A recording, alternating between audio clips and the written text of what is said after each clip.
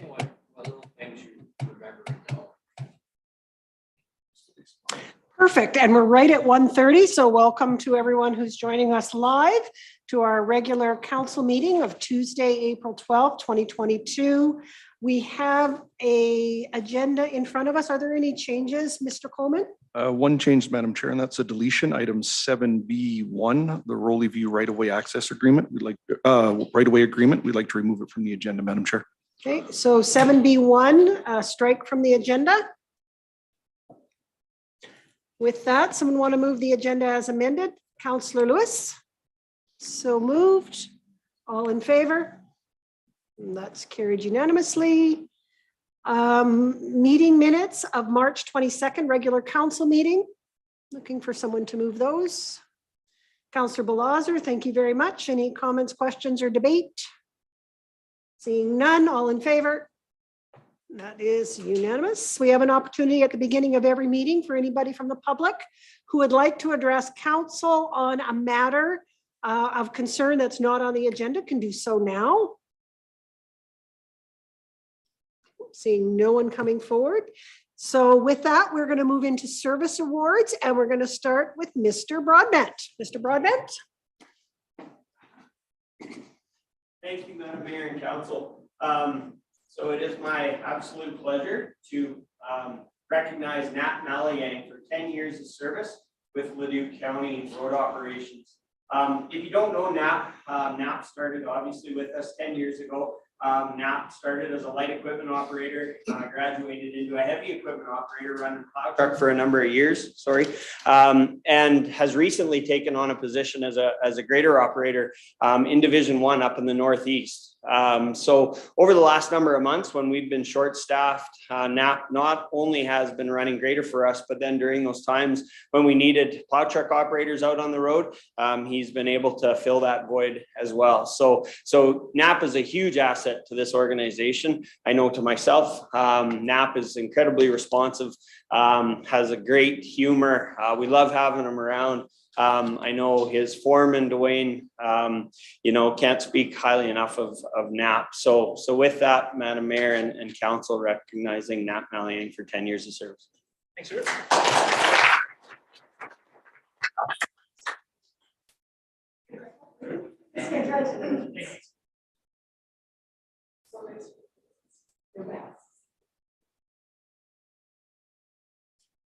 Thank you very much, and thank you for the service to all the residents in the county. We are hoping to do it for the next 40 years. Certain words right out of my mouth. Okay, I think next is Mr. Ray. Come forward, Mr. Richards. It's my time to embarrass you.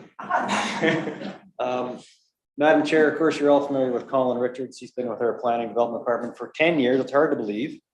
I remember the day 5 years ago standing on this spot, congratulating Colin on his 5 years. And Colin is one of our go-to people in P&D.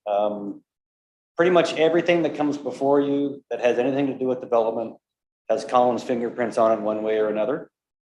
He's a trusted colleague. He's an advisor that our staff rely on. He oversees a lot of the major projects that we undertake in planning development. He's a major asset to the county, and he provides great service to our residents. So please join me in congratulating Colin on 10 years of service.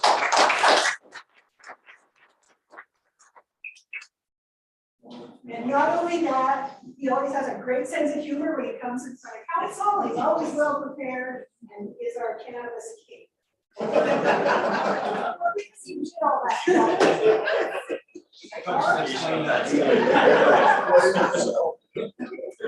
There you go. See, still honest. Okay, congratulations, Colin.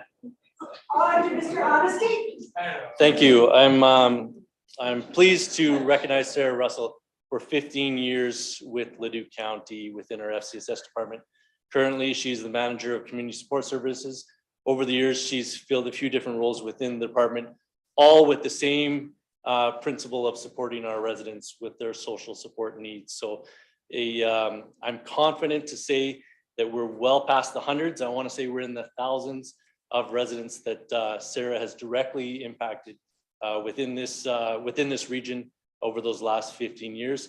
And it's also important to note that not only is she a leader within this region, but Sarah is recognized as a leader, you know, among the capital region and even throughout the province with her representation of us. So with that, I'm pleased to present her with her 15-year service with Leduc. Congratulations, Sarah. We certainly have appreciated all of your work, but certainly the last couple of years with all the issues around the pandemic and the support we needed, we know you were there helping all of our residents. So thank you.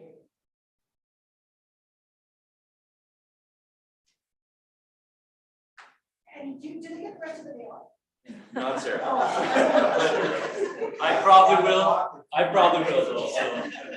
I wasn't sure, sorry. No, not Sarah. She's got to keep me in line, as you know.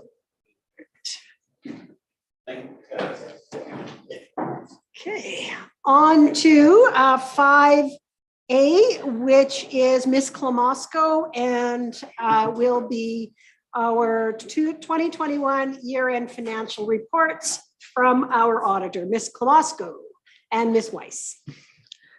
Thank you very much, Council. So this afternoon, we have a report in front of you today to approve our 2021 financial year-end documentation, and that would be the 2021 audited financial statements and the 2021 accumulated surplus schedule.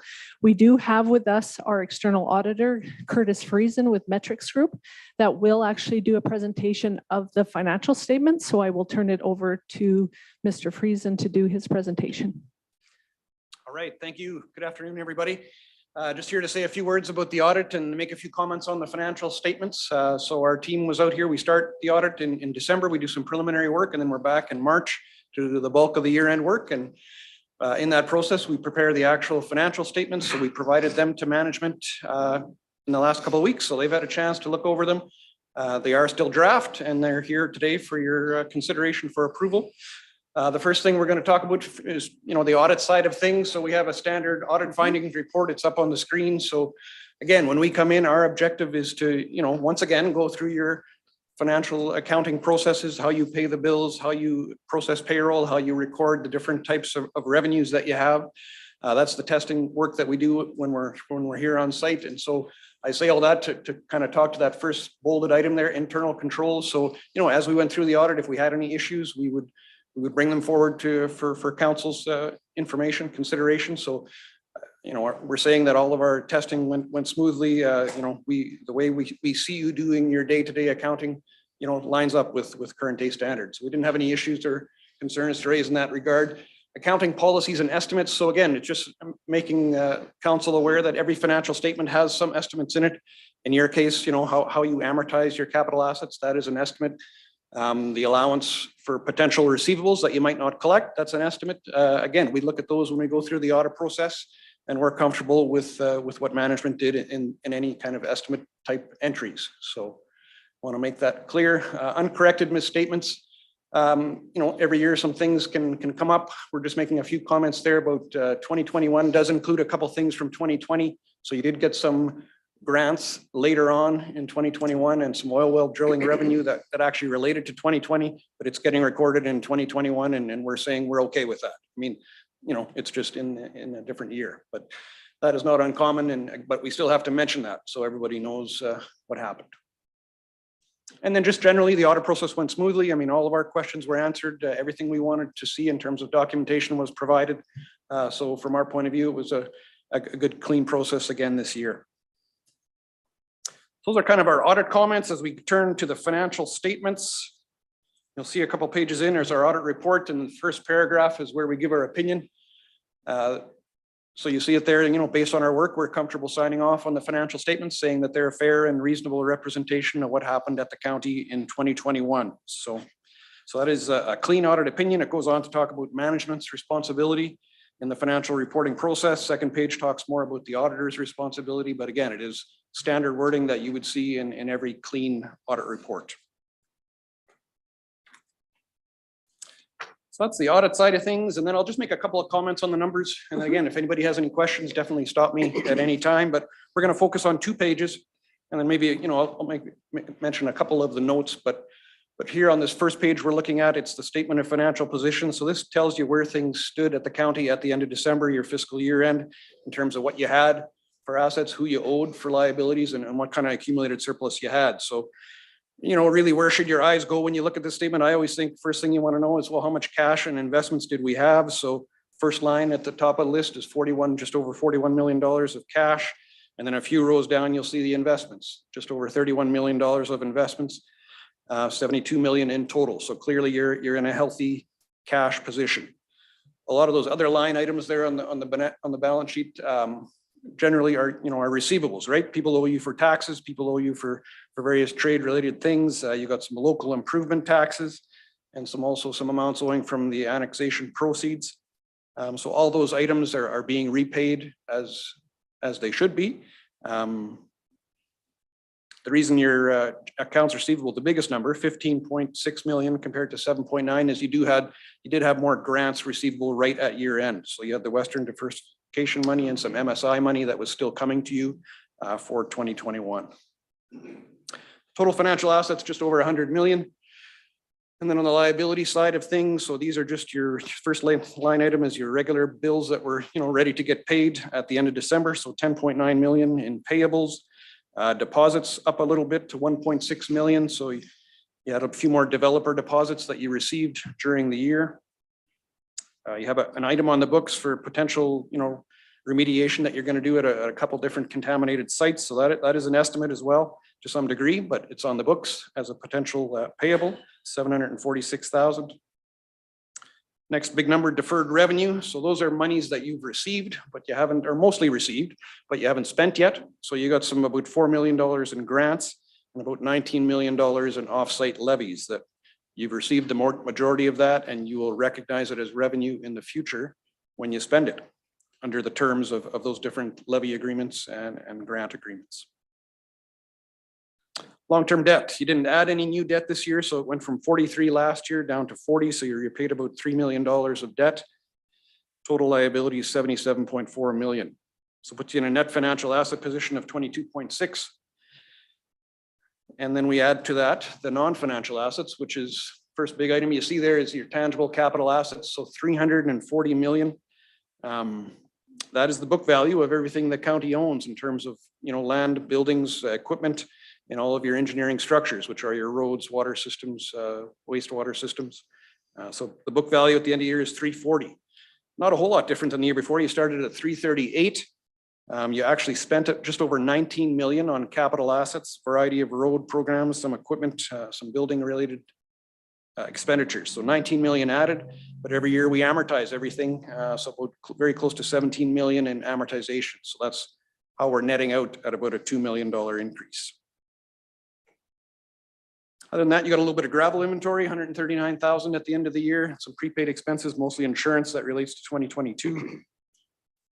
So 341 in non-financial assets, you add that to your financial and you end up with your accumulated surplus of 364. And we'll talk a little bit more about that in one of the notes. But for now, your accumulated surplus has gone up about 5.5 million, which as we flip to the next page, we'll start talking about that 5.5. So on this page, we're changing gears more to talk about what happened in 2021. So you'll see the 2021 column in the middle in terms of actual results. You can compare to last year, you can compare to your budget. First item you see is your net municipal tax revenue. So just over 45 million, right in line with what you budgeted, and a little bit less than last year. Your total assessment and your rates decreased slightly from 2020. Sale and user charges, 6.7 million, so quite an increase over budget and last year. The bulk of this 6.7 is your water and wastewater related fees. That's about 5.5 million of that 6.7. And that's where the increase came. Just a lot more water usage last year, and your rates increased a little bit. So that's why that number is up. After that, you see grants. So 2.6 million in 2021. 2020 number is higher because you had that one-time COVID-related MOST grant, is what it was called. So that's the main reason 2020 was higher. Same with developer levy agreement levy revenue. I mean, that can change significantly from year to year depending on what happens. 2020 had one item just over $2 million. for a specific levy that didn't happen in 2021. And then on down the list, I don't know that I have any other comments there. Total revenue, 60.5 million. Slightly higher than your budget of 58.9. Switch over to the expenses. First one you see there, Public Works, your main area of spending, 28.8 million. So realized a few savings compared to your budget and spent less than last year. Last year did include a $1 million contribution to that Highway 60 intersection upgrade. So that was kind of a unique item in 2020. And as we go down the list, what stands out, your enforcement. So almost 1.7 million. So your police funding costs went up, right? Last year, 1.4, this year, 1.6. The water, wastewater expenses. So there you see your costs went up, just as I mentioned, your revenue went up, right? So other than that, not really any comments. Planning development. So you had a budget of almost 4.6, you spent 4.1. There was some items in the budget for repurposing the Nisku Rec Center. That didn't happen. So that's why you're down from your budget there. Total expenses, 70 million. So at this stage of your operations, if we scroll down just a little bit, we're looking at an operating deficit or loss of 9.4 million. But the thing we always got to remember is that your $70 million in expenses that we just talked about, they include about $17 million of amortization, right? So amortization is not a cash cost to you, but it's of course recognizing that everything you own in terms of capital got used for another year and has a life to it. And so it is an accounting entry that gets made. And so then you say, well, why are we looking at this 9.4? And really it would be an indication of, are you generating enough revenue on your own to cover your operations and cover your capital, which you're not, and which most municipalities are not really, right? So, but again, that's why it's there as an indication of how much you're generating in terms of revenue and how many costs it would cover. So there is a bit of the safeguard on that as we flip to the next page. And of course, as you add things to your capital assets, you are always getting capital grant funding. And that's the first line that you see on this, or the second line you see on this page, the 12.6 million. So this year based on the spending that you did, I said you spent about 19 million in capital assets. I mean, 12.6 of that was covered by capital grants that you received or that you will receive. So, another thing to keep in mind. Contributed assets are just different development related assets that the county took ownership of. So roadways, any kind of utilities that now are the ownership of the county in the year. So again, not a cash item, just recognizing though that you did take ownership of those types of assets. So when you add those other items in there, you're looking at a surplus of 5.5, which is what I mentioned before. Your total accumulated surplus increased by 5.5 million. So pretty healthy year of operation. Those are the main pages that I want to speak to. I think there's a couple notes at the back that I wanted to take a look at. Actually, maybe let's go to page 12. So accounting policies, just so everyone knows, there was no changes that impacted municipalities, no public sector accounting changes. So nothing new in there. It's all the same type of wording, same type of comments as in the past. So if you just scroll down to maybe page 12. Here, again, this is back to the receivables. So it gives you a quick idea of who, your residents owe you $2 million in taxes at the end of 2021. You have an allowance against that of 612,000. So that's kind of our estimate of what our management's estimate of what they think, may be difficult to collect. So I wanted to point that number out. And then in the next section there, note number 3 is your, a variety of different types of receivables, the grants we talked about, other GST amounts, things like that. And again, we have another allowance here, right? Management's estimate of what we think might not be collectible in that list. So 153.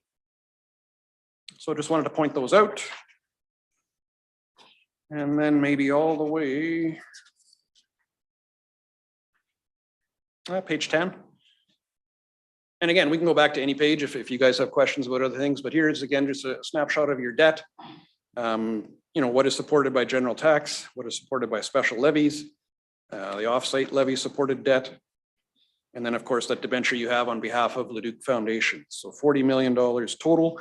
And then that section down below, it shows how you're going to repay it, over the next 5 years. So really your your debt repayments are not changing. You know, they're going to stay pretty steady at 4.3 million total principal and interest for the next 5 years.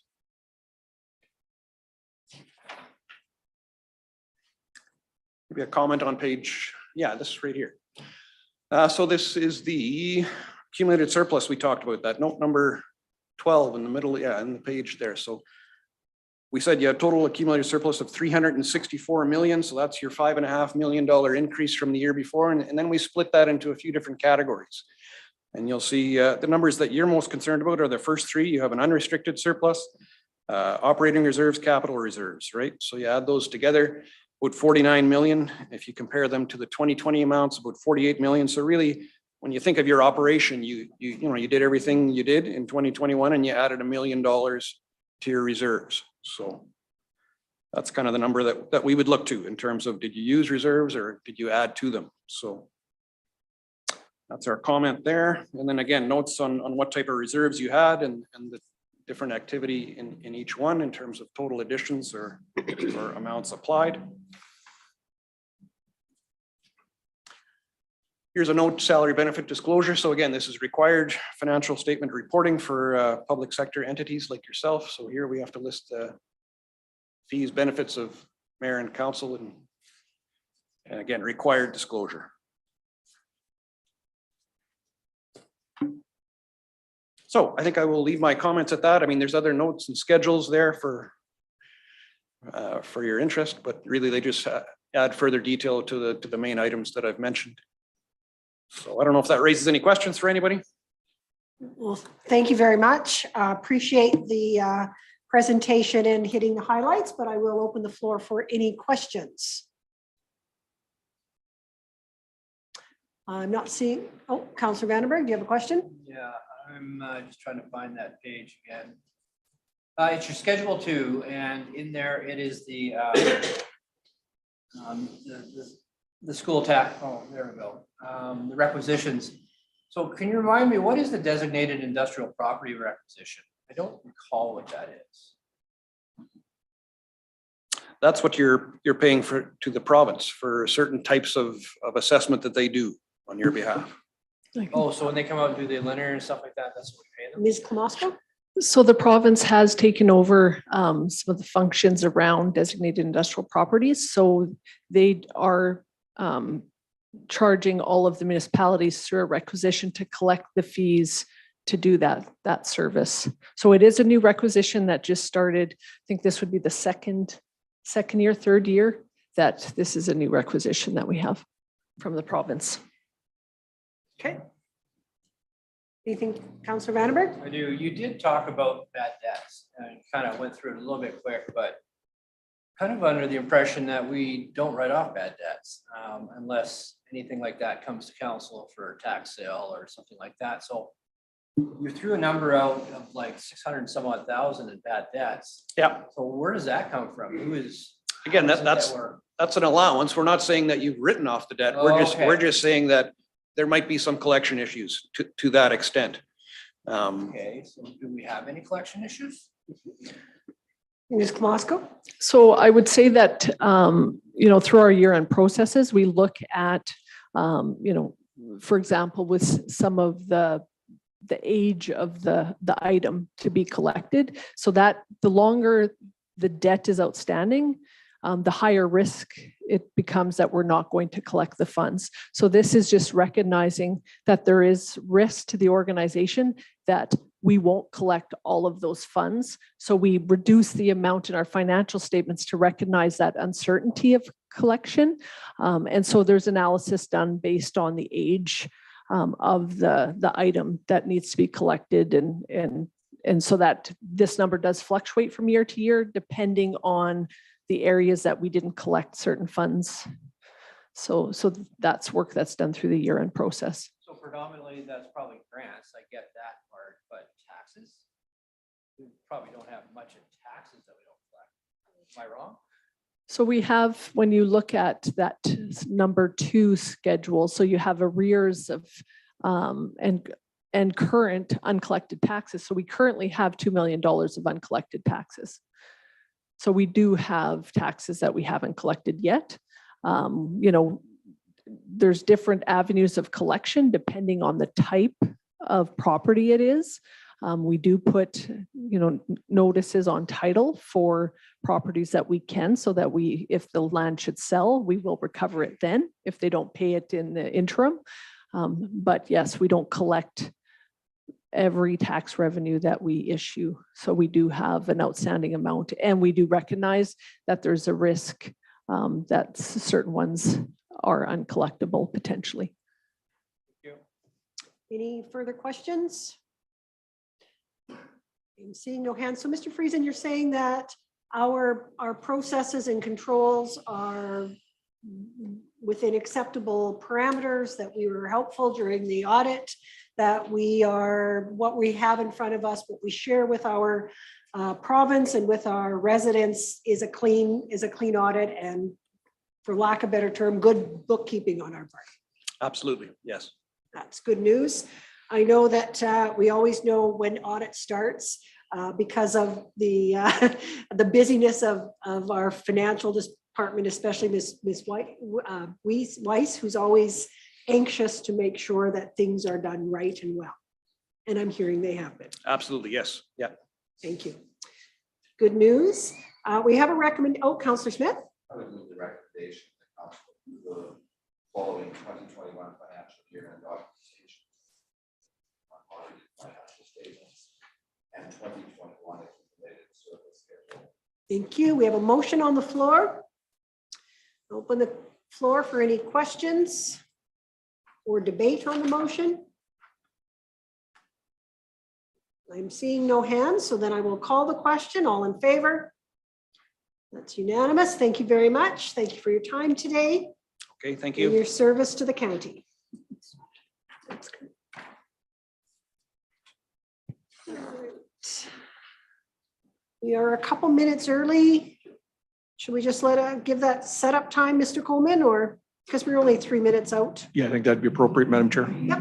Okay, so public hearing for 2 o'clock, and Ms. Haverland and Mr. Mohammed come forward.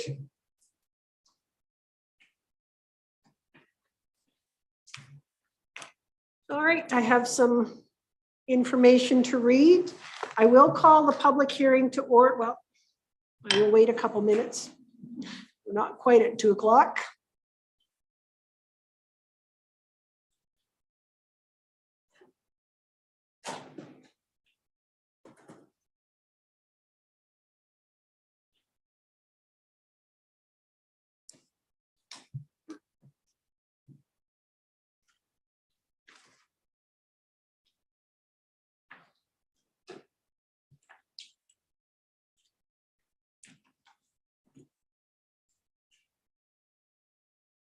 Mr. Coleman, appropriate 2 minutes early, or is that close enough in your professional? I would wait to 2 2 o'clock, minutes. Madam Chair, on the nose. Absolutely. I have my eye on the clock.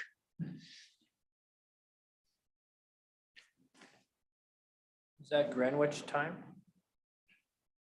Zulu time for anybody that flies.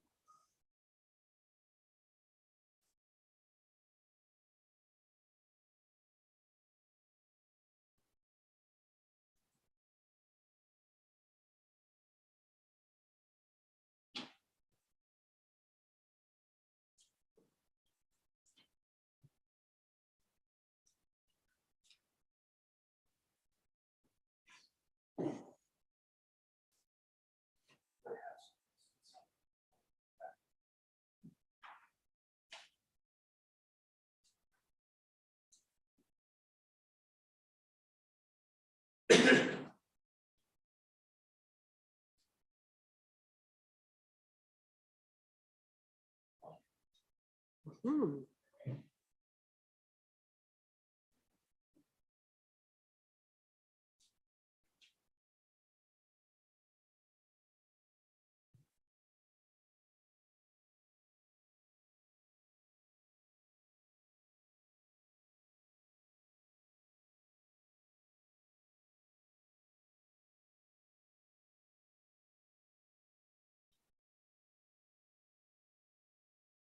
All right, 2:00, I will call our public hearing to order. And this is a public hearing to redistrict 1.23 hectares from ag district to direct control district. Council is here to listen to the information presented and make a decision on the matter of the hearing. This is a hearing and not a debate. Everyone wishing to speak who has pre-registered will be given an opportunity to speak once to the matter as called on by myself. Each presenter must state his or her full name, rural address, their interest in the matter, including whether they are in support or non-support. Individuals who do not identify themselves will not be given an opportunity to speak. Presenters are asked to stay within a 5-minute time limit of the presentation and are encouraged when speaking to keep the presentation to the point and refrain from restating points raised by previous speakers if possible.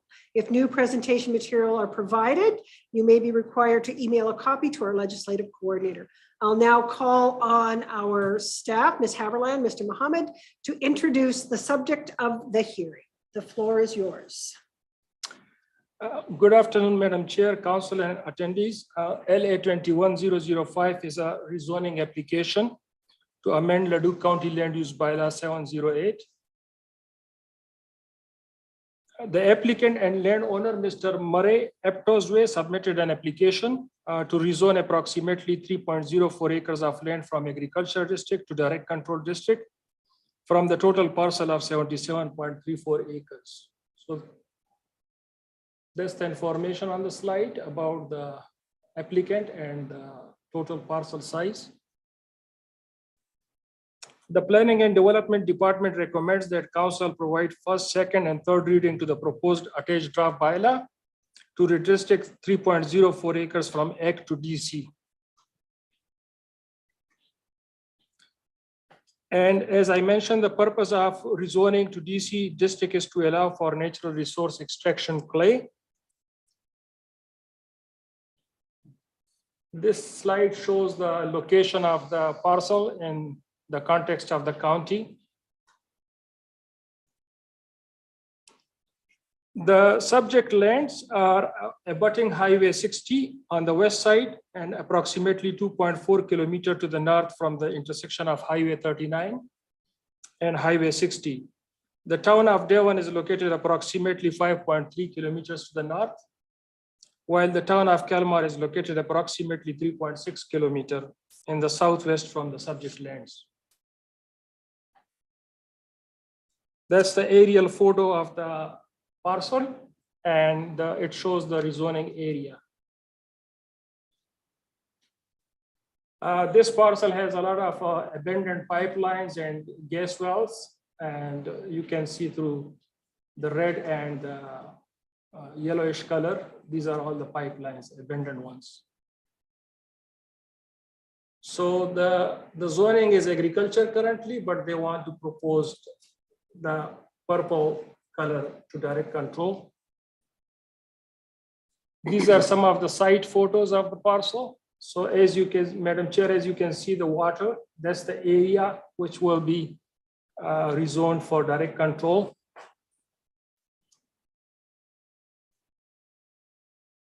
There is a Lees Road, which is out from Highway 60 and going towards on the south portion of the property and runs east-west.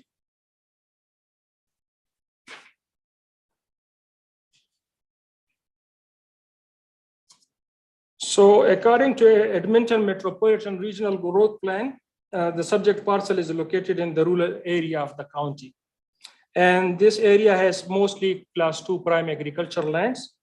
The farmland ratings of this parcel is ranging from 66 to 86 and has been identified as a prime agriculture land. The Metropolitan Growth Plan have two objectives vis-a-vis rural areas. And it says that identify and conserve an adequate supply of prime agricultural land to provide a secure local food source for future generations and to minimize the fragmentation and conversion of prime agricultural land for non-agriculture uses. Policy 6.2.2 of the Metropolitan Growth Plan says that in the rural area, large contiguous agriculture areas will be protected and maintained to enable efficient agriculture production and to support the agriculture sector in the region. On this slide, we have quoted a few policies of the MDP which are applicable. And this area is located in Agriculture Area B, which is called Agriculture Area B North in the MDP. The purpose of this area is to provide continuous areas for extensive field crops. The policy for this area is priority to agriculture uses and land conservation through location and design. Then MDP Chapter 5 talks about natural resource extraction. And the objective stated is that to minimize conflict between natural extraction activities and neighboring land uses. Timely reclamation and to assess the natural resource sector and provincial agencies in making land use decisions related to this sector.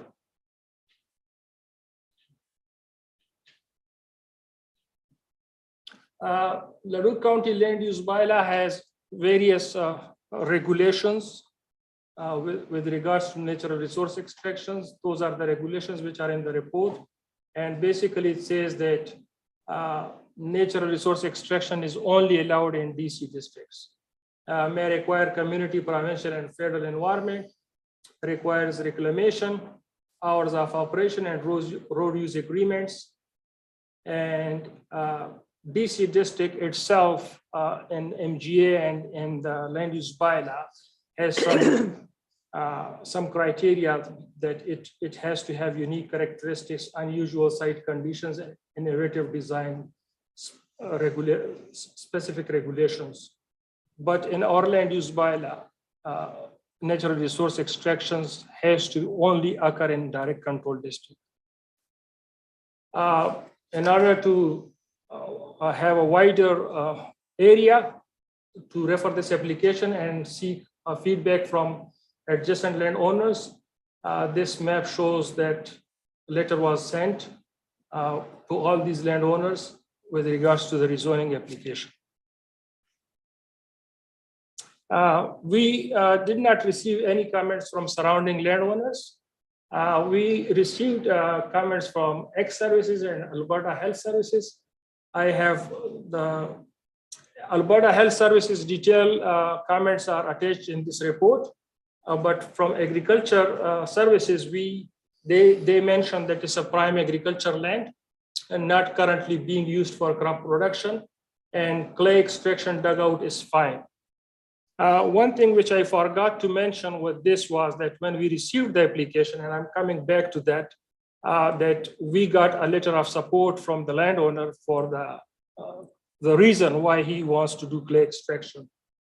I will come back to that. Alberta Health Services mentioned that we make sure that we have a compliant process in place when we are, in case we approve it and we issue a permit, so that issues like dust, odor, light, and traffic can be resolved. And they also brought to our attention that there are provincial legislation in place, so which needs to be followed, like legislation like Water Act and Environmental Protection and Enhancement Act. So that was the amendment application which was submitted by the applicant. And this is the supporting letter which we received. So in this supporting letter, the landowner we asked this question, that what will be the final use of the direct control. So basically it was not a normal dugout. They want to have a bigger area for water retention. So to apply the water for irrigation purpose to the trees and any agriculture operation that is being conducted on the site. So that was one of the reasons that they want to have a bigger size, not a normal dugout which are exempt from permit requirement, but to sell the clay and to have the land available for water.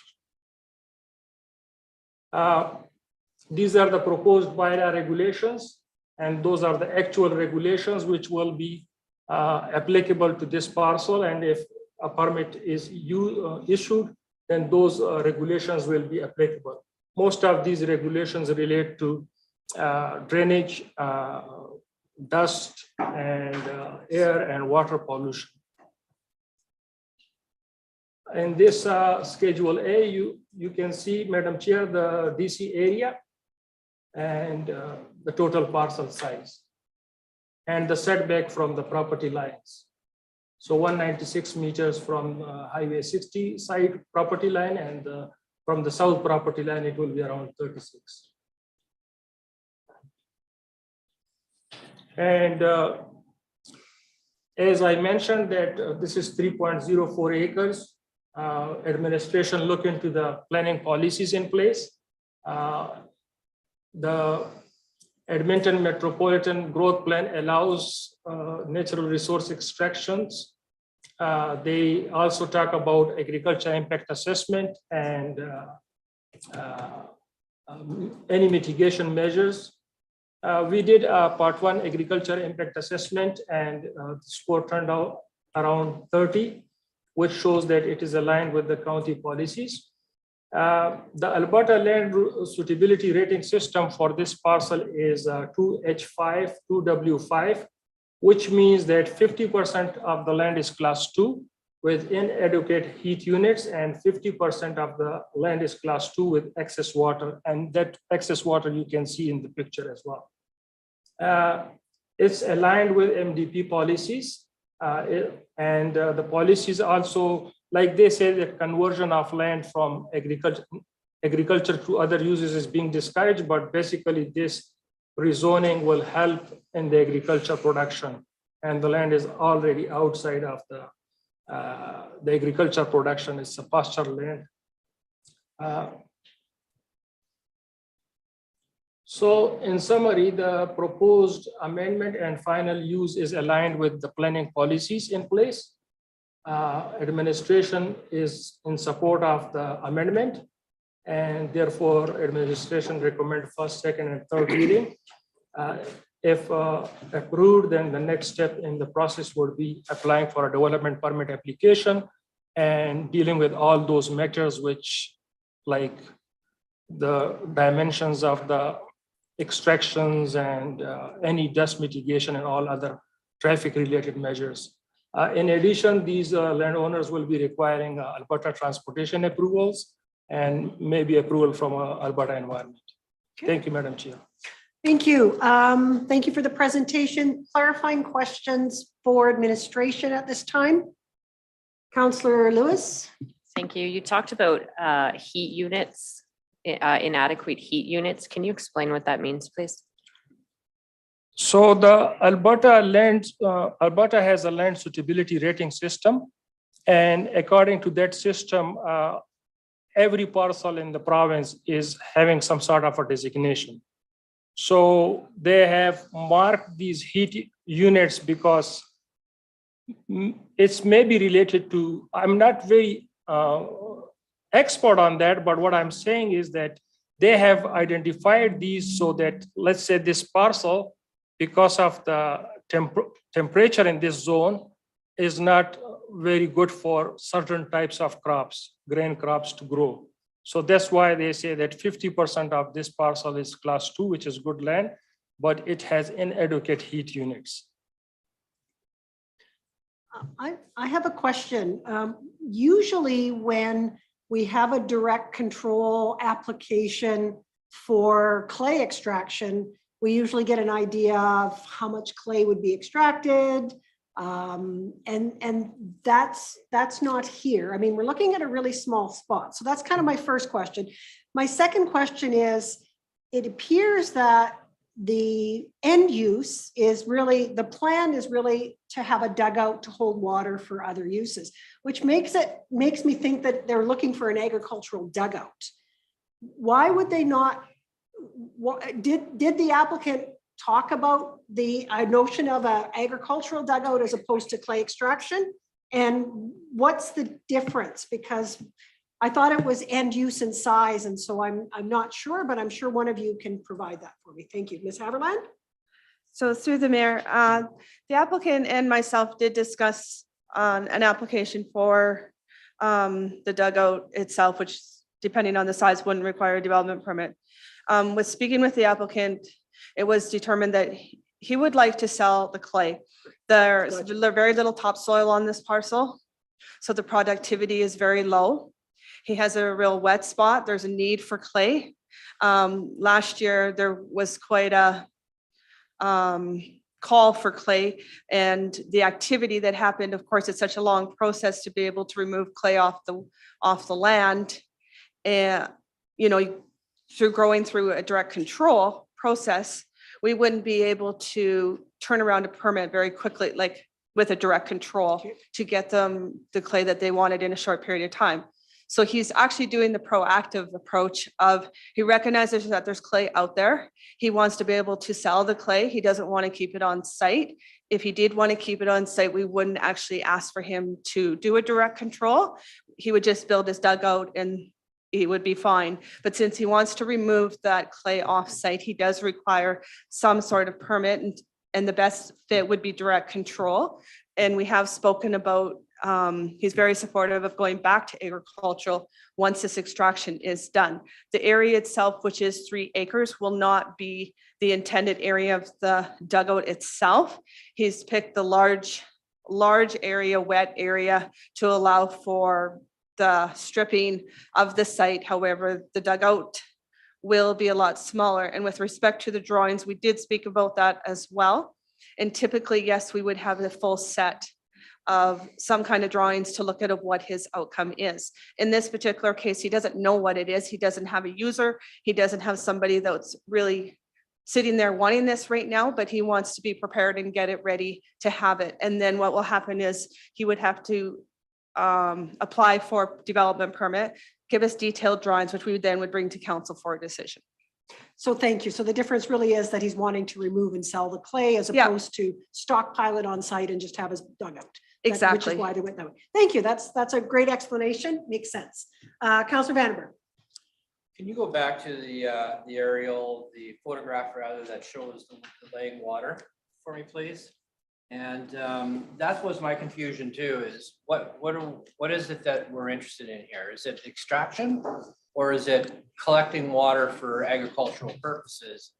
To that end, there was another picture that, is that the one? This is a springtime, every field's got water laying in it right now. So, and the type of grasses that grows there doesn't tell me that that's a water saturated area all the time. So that's what caught my attention. So if you're gonna build a dugout at a certain size, I know you have to have approval from Alberta Water Act. So I didn't see anything in here about that approval or that process before you can do anything that large, number one. The second thing is, I was not real sure as to what we're trying to do here. Third thing is, if you build a dugout that big, has any hydrological suggestion, how are you gonna recharge it? What's the proof that it'll even recharge? That much water will flow in there to fill up that dugout. Because in that area, I don't see where the recharge hydrologically will actually even fill that dugout. And so there's no conversation around that. And I guess the last thing is if it's a direct control we're talking about, as I read through the direct control agreement, I don't see it coming back to council in any period of time for reconsideration, that sort of thing. So kind of a lot of questions there, not real clear what the intended use is in here. How is the dugout going to serve if it can't get recharged? That's where any field that I drive by looks like that right now. So through the mayor, if I may, the picture that's in front of you, yes, it just shows the low water sitting there right now. And yes, you are correct that there's water laying everywhere. Being that I visited the site directly and meeting with the landowner, the water does disappear. So when the water does, the ground thaws out completely, there won't be water laying there. He did advise. However, with that, like I said, he doesn't hay it. He's not able to hay it. It doesn't produce hay. What it does do is it's pasture grass. And he would like to use that to be able to have a dugout, which the size of the dugout, like I said, he hasn't come into a determination of the size. Speaking with him, and he is here as well. he's not looking at a large dugout. He's looking at a dugout that will actually be able to get the water and feed a garden. He does have a shop in behind that's about 2,400 square feet. His goal is to build out there one day, whether it's him or his family, but he wants to use the purpose of the garden actually, or the water for a garden. It's not for any other purpose other than, like I said, the main reason this has come forward is because he wants to remove that dirt off site, which is why we would direct him to direct control, because it's then considered clay extraction, because you're extracting the clay out and selling it and removing it off site. Otherwise, he'd just dig a dugout, but he doesn't want that dirt left behind. Thank you. Any further clarifying questions for administration at this time? I am seeing none. Is the applicant present? And would you like to come forward, sir? Yeah. State your name when you get sat down. You heard some of the questions, and tell us why this is an important piece for us to approve. So just your name and your address first. My name is Murray Abtosway. I live at 23 Peace River Drive in Devon. I've been a resident there since 1985. I think we've owned this property for about 12 years. Originally, we thought we'd build out there right away, but it sounds like more like our family someday is going to build out there. When I mean our family, some of our children or one of our children. They seem to be fighting over it, so. The letter kind of explained everything. I planted a whole lot of trees. I wouldn't want to tell you how many I planted, but we've probably got 300 trees planted there that are actually growing that I've planted. And I hope to increase that. We have a garden there that I have to haul water from town to water during the dry months of the summer. I rent that the whole land, all the land, the pasture and the field to my neighbor, Robert Harden. He grows crops on 50 acres and he pastures his cows on the other 30. A dugout would, and that's my main intention is a dugout, is just that I'd like to get compensated for digging the dugout, you might say, to haul the fill away. He pastures his cattle there, and someday it'll be more valuable and more agricultural usable if it has if it had a well or a dugout on it. My intention is to rezone that back to agricultural after what I call a dugout. It's down as a burrow pit. Once that is done, and excuse me, my throat. I don't talk this much all in a row here, but anyways, the reason I didn't put the reason it's so large of an area, I'm not sure how much that I'll be able to find a customer to take, but I think it's under a certain amount, certain quantity that you have to go to Alberta Sustainable Resources or whatever to dig a borrow pit or a dugout that size. It'll be smaller than that. When I was talking to somebody from Warren, from Crow Enterprises, because they were interested in it a couple of times. So that's why I didn't put a size on how much that I wanted to take out. I don't know if I explained that. Okay, no, you explained it. Yeah. Will you take any questions, sir? Sure, I could, yes. Any questions for the applicant? Councillor Lewis? Do you know approximately where you want the dugout to be? Because what I understand is it's not necessarily going to be where this water is sitting. That's just where all the clay is going to be extracted, but you might be putting the dugout somewhere else. If you see where you see the shop in the background? Yep. And you see the water laying at the middle of the picture? Yep. It would be over to the right. If you look close, there's a fence line there with trees growing along it. It would be on this side of those trees. Okay. And that's actually the picture doesn't do that quite justice because there's water laying there too. And that area pretty much stays damp all year long. Thank you. Okay, other questions for the applicant? Councillor Vandenberg? Yes, you heard me talk about recharging. Are you saying, because I drive Highway 60 all the time, and I don't get an impression that it's very hilly, it's very flat. And so the drainage is established. Are you satisfied that you're gonna have recharge, be able to utilize that, the capacity of that dugout in the future? Because I honestly don't see how unless you figured out how you're gonna do that. Well, actually, I've dug different holes in the pasture land there. And the water table is extremely high there. The water will come up there to make it to the point where the cows will try to lick the water out of there, and it just turns it to mud, right? Just in relation to that, on the east side of Highway 60, and I'm not sure if it's across from this or a little bit farther north, there is a very large dugout. Yeah. Is that correct? And that is flat land as well, and it's, I think, overfilled this spring. Is that correct? That's correct. So you're thinking that's the same high water that would fill your dugout? Yes. Thank you. All right. Thank you for that. Any further questions for the applicant? I'm seeing none. So you can step back, sir. We'll bring administration back, and then you'll have one last chance to answer any questions or provide any feedback if you want. Okay, thank you. Okay, Ada and Charlene. Any further questions for administration? Councillor Lewis, Councillor Vandenberg.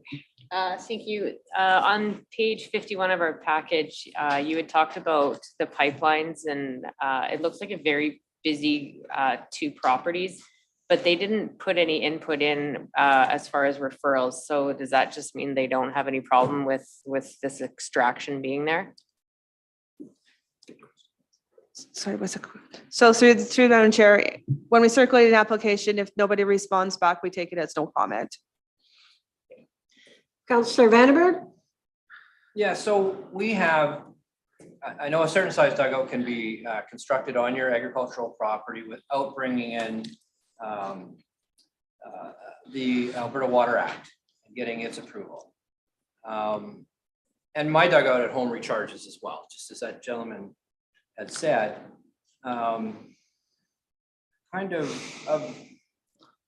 So water, kind of forgot what my second point was. Oh, we have a policy in the county for dirt extraction and removal off and on property. Would this clay not fit into that protocol? So through the mayor, the policy that we have in place is this procedure, which is to bring it and reclassify it to direct control. The dugout itself, yes, like I said, is no problem being dug. It's just wanting to take the dirt off the problem is the problem that we can't just issue a permit for with respect to. So if I was to build my dugout again, and instead of having the banks that I have now, I would have to be DC in order to transport that clay off? We would ask for that, yes, it would be considered clay extraction because you're extracting the clay off the site. Okay, thank you. And if I may, and that's different than the removal of topsoil around the county, which is a different policy. Is that correct? Because I think that's kind of what Councillor Vandenberg, and I'm wondering that too. There's difference. Yeah, so through the mayor, their policy itself does cover importing soil, extraction, lock rating, stockpiling, but every one mechanism is a little different depending what they're doing. Okay. All right. Any further questions for administration? I am seeing none. You guys can step back. Applicant, do you have any final comments or you're good? Okay, so with that, I will close our public hearing at 2:29 p.m. And I will open the floor for council discussion, debate, and decision.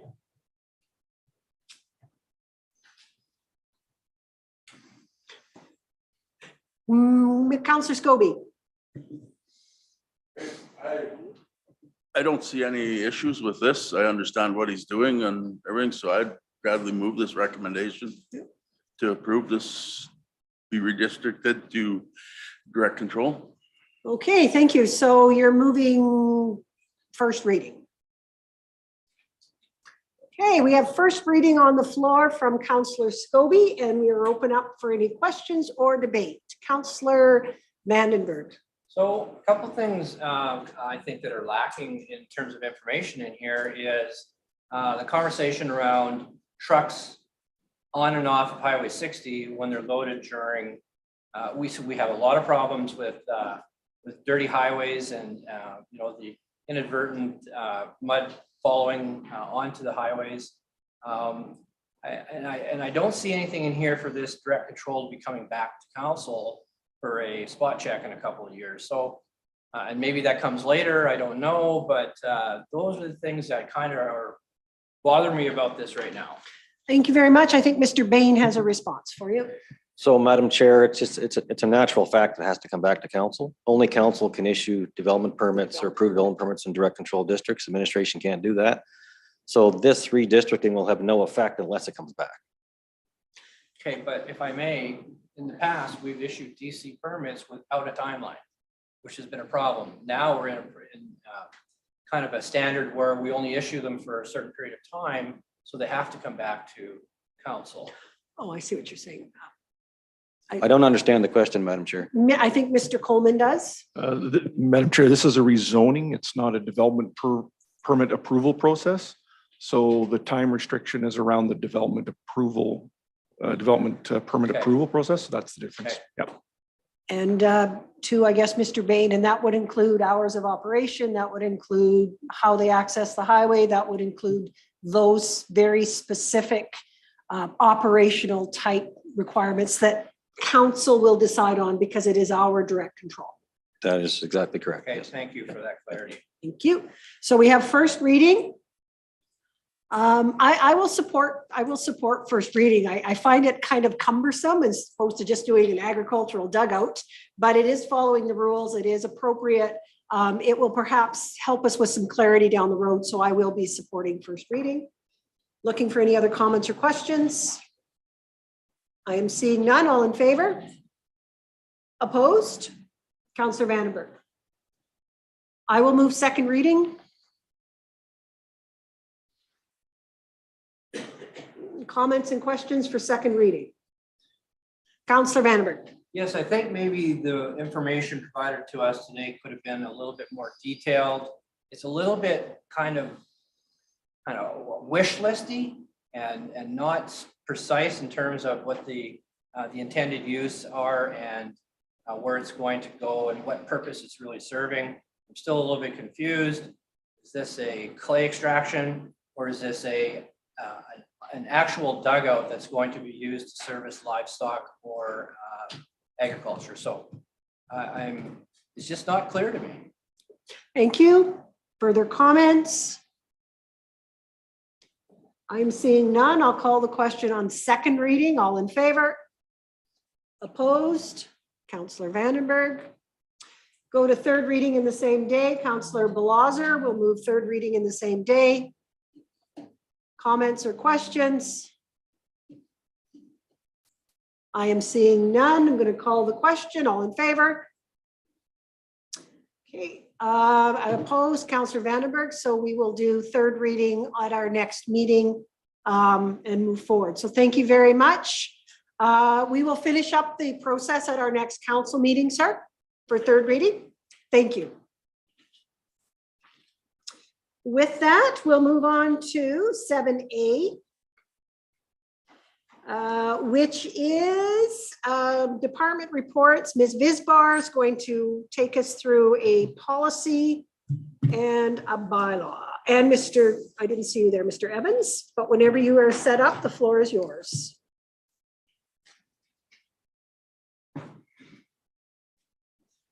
Good afternoon, Madam Chair and Council. We are here today to present the draft investment readiness policy. Leduc County developed an investment readiness and implementation strategy, IRIS report, The primary goal of IRIS is a long-term economic development and planning strategy. Because of anticipated growth, planning and development must be prepared when development occurs. The IRIS report indicates that this preparation includes the development of policies that will simplify and expedite application processes for development that aligns with county plans. We have developed the investment readiness policy to be an overarching policy that will enable administration to develop procedures for biophysical impact assessments, development permit applications, land use bylaw amendments, outline plans, statutory plans, and subdivision applications. The procedures will increase transparency for the applicant, ensure consistency of applications, simplify the application process, and comply with all applicable federal and provincial statutes and regulations. Leduc County departments, including planning and development, public works and engineering, and parks and recreation, have been involved in the process and will continue to be involved in the refinement of the procedures that will fall under this policy. On March 24th, the Leduc County Municipal Policy Review Committee recommended this policy come to council for approval. Today, we are asking that council approve the investment readiness policy. We're pleased to answer any questions you may have. Thank you. And this is a policy. It has gone to our policy committee. I'll just turn to the policy committee chair if he has any further comments. Councillor Scobie, any further comments on this? Nothing further. Okay, thank you. And with that, then we are open for questions or comments. I have a question, Ms. Bisbar. You said that we will develop procedures for, and you have a list. Do we currently not have procedures for those, or we have some procedures, but they're not all in the same place? Where are we with that? We don't have the formally adopted procedures. Okay. So again, oh, pardon me, I don't know where that came from. So once this is finished, the administration work then is going to put together the procedures for each of those. Then it'll be shared with developers so that they're clear about what the expectations are, and that should assist us with being investment ready. Is that the long-term plan? Madam Chair, yes. Do we know how long we think it will take to get those pieces done? Are we looking at 6 months, a year, 3 months? I don't know, because I think this is really important. We've been talking a lot about investment readiness, and having this ready for our developers just clarifies and moves things along. So shot at the dartboard, Q1, Q2, Q5. We anticipate these being completed by the beginning of Q3. Perfect. Thank you very much. Any further questions on policy LR02? I am seeing no hands up. Oh, I am seeing one hand up. Councillor Lewis. Oh, I was just going to move the policy. Okay, Councillor Lewis will move that we approve Planning and Development's investment readiness policy LR02. Any further comments or questions? Councillor Vandenberg. I understand the intent of the policy and what it's doing to allow fluidness. The things that are particularly new to what we hear in outline plans, statutory plans, bylaws, is the element of biophysical assessments, which I think is a good add. And the procedures, the 4 reasons for the procedures is good as well. I'm just wondering, does biophysical assessments also include the environmental sensitivity areas? And is there any special requirements for an ESA to allow this fluidness to continue that the biophysical assessment may not cover? That'd be my only question to what the intent of this policy is trying to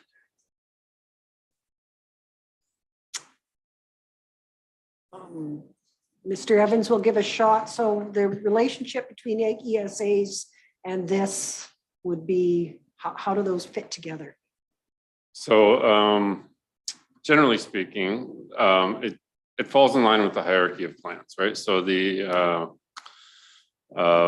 ESAs are defined through the municipal development plan for the county. Through that definition, that identifies where an area for further investigation is in the county. So if a development comes up that's within or adjacent to an environmentally significant area as defined by the municipal development plan, then further investigation would be required as development proceeds, and that would indeed be guided by the biophysical assessment procedure. Excellent answer. Madam Chair. Okay, so thank you. That shows the, again, going back to the hierarchy of plans and how they fit together. Good question. Thank you for that response. We have a motion on the floor to approve the policy. No more. Oh, Councillor Vandenberg. Oh, sorry. Going to call the question. All in favor? That is unanimous. Thank you. On to 782 bylaw repeal. Put one in, take one out. Whenever you're ready, Ms. Bisbar. Thank you, Madam Chair. In 2017, the Municipal Government Act, MGA, began requiring municipalities to adopt intermunicipal collaboration frameworks, ICFs, and accompanying intermunicipal development plans, IDPs, by bylaw with their neighbors. To comply with this new requirement, Camrose County and Leduc County adopted their ICF bylaws in November of 2018. In 2019, the MGA was amended further. The changes to Section 708 included that ICFs now are allowed to be approved by resolution. It also allowed municipalities who mutually agree that an IDP is not required to no longer have one. The Camrose County, Leduc County IDP and ICF were both scheduled for review in 2022. Both councils repealed the Camrose County, Leduc County IDP bylaw effective December 31st, 2021. An ICF is still required by the MGA, but it no longer has to be adopted as a bylaw. Both administrations work together to update the intermunicipal collaboration framework between Camrose County and Leduc County to remove references to the IDP. There have been no changes to the agreements within the ICF.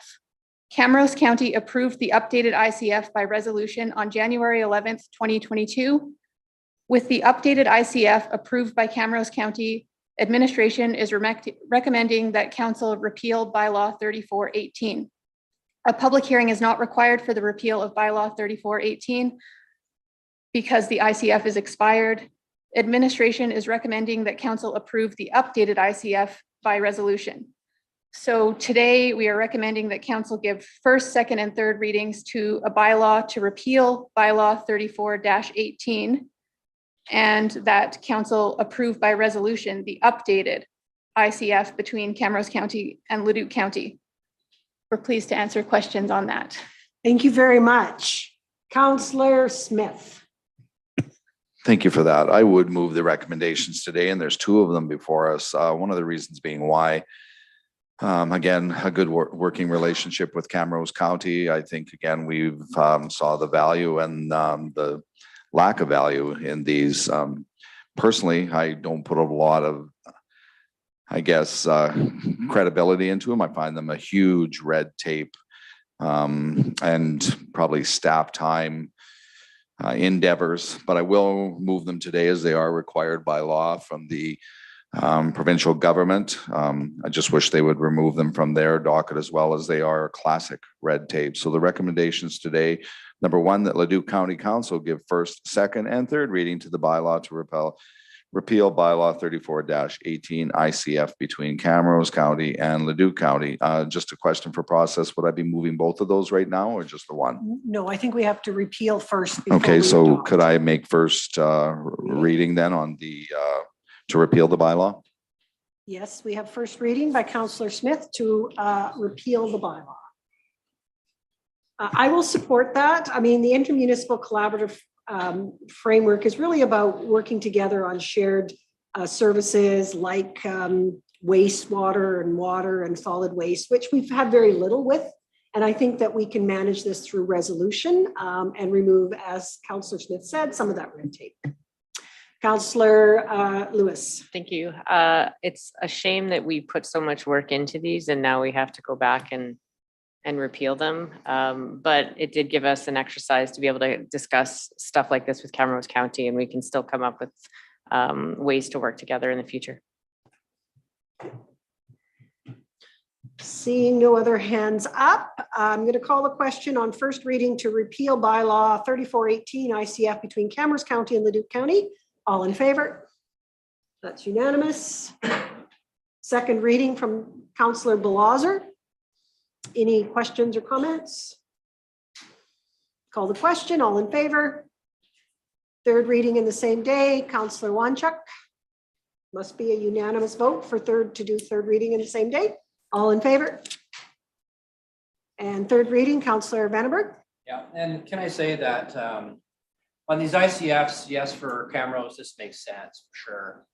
But there is some value in the ICFs, and that's generally our closer partners that we work with, that we actually do share services. I don't want people to understand that they're a total waste of time.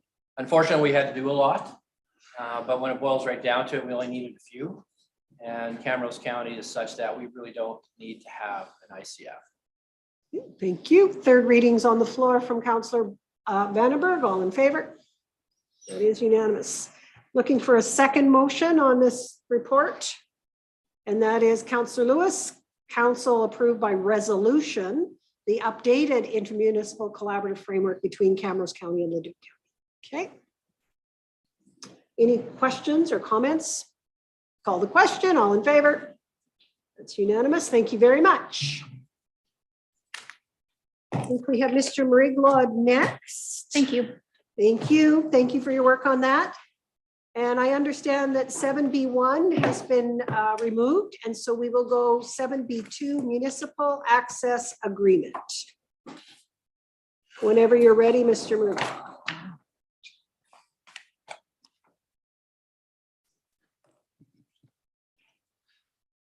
Good afternoon, Council.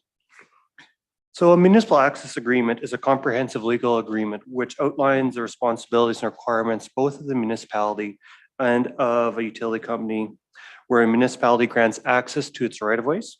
So the third party, the telecommunications company, can construct, maintain, and operate their equipment within those rights-of-way. We've requested Brownlee develop a modernized municipal access agreement. Our current one is from about 2012. It does not have references to modern infrastructure, for instance, fiber, which is the common way that telecommunications occur in industry.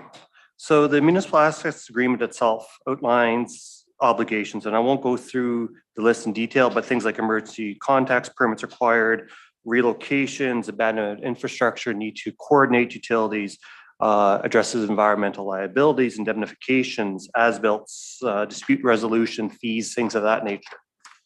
Now, the municipal access agreement also deals with cost-related issues.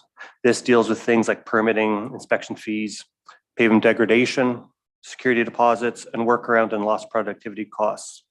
The form and format generally follows a template established by the Federation of Canadian Municipalities. This is based on reflecting on case law that has occurred throughout a number of years, as well as some modifications to the Telecommunications Act and decisions by the CRTC.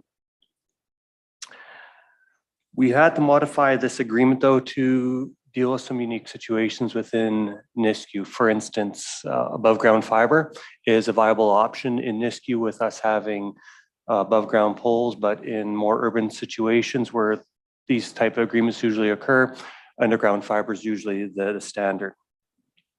Currently, we only have a municipal access agreement in place with TELUS, and this doesn't have provisions for fiber, as I mentioned. This revised agreement does.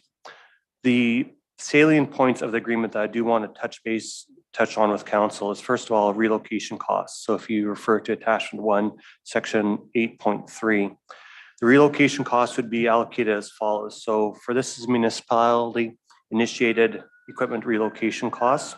So 0 to 5 years. So you install infrastructure within the first 5 years, and that infrastructure needs to be relocated. That is 100% the municipality's cost. 5 to 6 years, it's 50-50, and it drops 10% per year to 10 years, where it becomes entirely the third party's cost to go and relocate that facility. While this does put some responsibility on the municipality to ensure proper planning when proceeding with construction projects, it's a manageable risk and something that we do right now. The second thing I wanted to touch on is permitting and inspection fees. So these are fees charged by Leduc County for permits under this agreement. So there's category 1 with less than 50 meters with limited circulation. This would be mostly in rural areas where there'd be little chance for conflict or no chance for conflict. Would be $125 fee. Category 2, so less than 50 meters with first full circulation. So small scale projects in places like Nisku and New Sarepta where there's a chance for conflicts with other third-party utilities or municipal infrastructure. That would be $750. And category 3, which is greater than 50 meters with full circulation, would be $1,900. Something I do want to touch on, these fees are significantly less than what other municipalities charge. If someone wants to come in and install fiber within Nisku, we do want to be business friendly and business ready. The fees that we are looking at charging are basically cost recovery for the time and effort required to issue those permits in most cases. And then lastly, the pavement degradation fees. This fee reflects the fact that once pavement has been cut, its strength and longevity is affected. There could be cracks, potholes, other defects that require ongoing maintenance. However, since we have a large variety of pavement structures within Nisku, it's almost impossible to try to nail down a consistent cost for what this pavement would cost to replace and what the proportional fee for degradation would be. This is something that we will develop and will be included in future revisions of the municipal access agreement.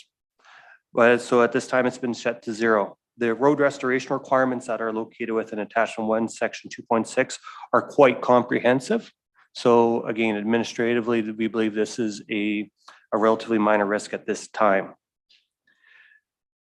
So in summary, we're updating the agreement to ensure that we're ready for any company that wishes to enter into Leduc County for telecommunications deployment, providing certainty for telecommunications company while ensuring Leduc County's interests are addressed.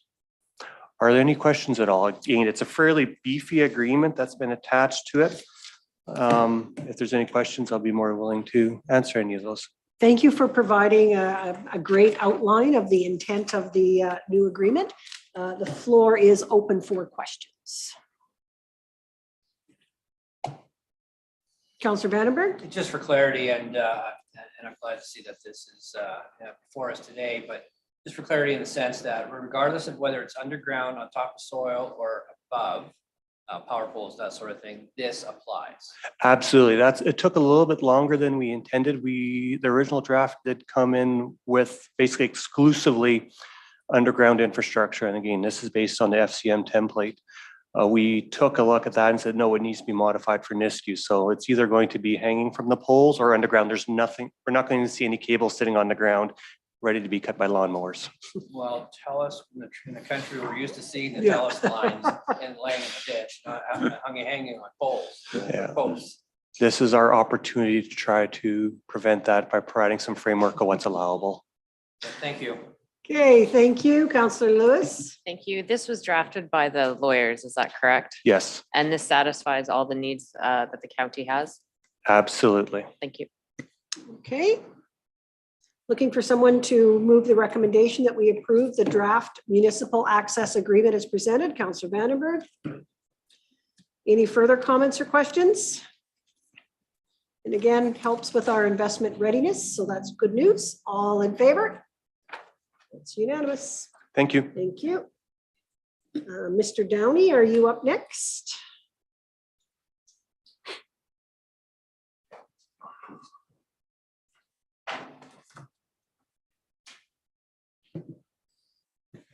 Afternoon, Mayor and Council. Whenever you're ready. Earlier this year, we went out for public tender for our transfer station bin rental, transportation and bin rental contract. This provides bin rentals for our transfer stations for solid waste and recycling, transportation of those bins to the disposal site or processing site, and then the processing of blue bag, blue bag recyclables. The disposal of the waste itself is a direct bill from the landfill to us. So it's not included in this contract. So we received, I can't remember, 5 bids, and GFL Environmental, who is our current service contractor, was the low bidder. And this is a 3-year contract, and under the municipal policy for procurement, where we are required to bring this to council for resolution. So this is a unit rate contract, and the tender results from GFL, a 20% decrease in bin rentals, 3% increase in bin transport, and 3% increase in blue bag processing.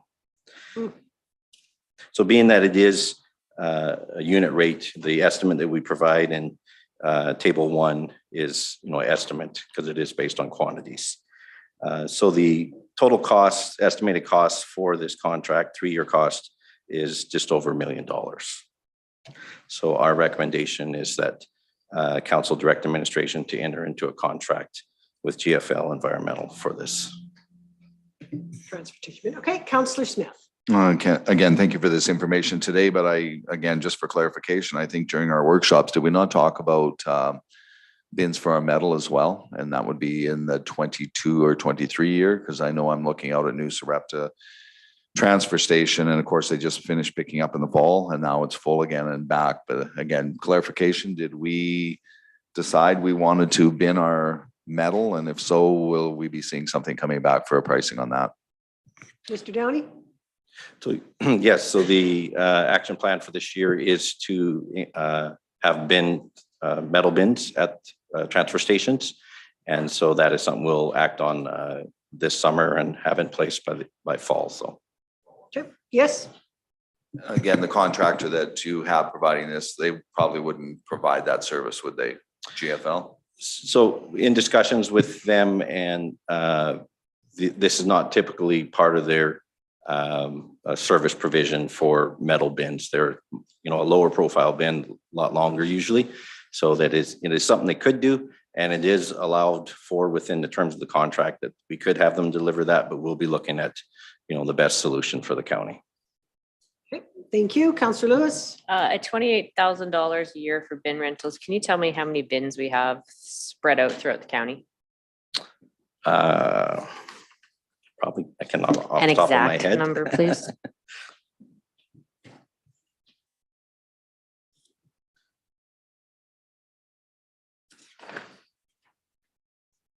I may have it here. Just give me a sec.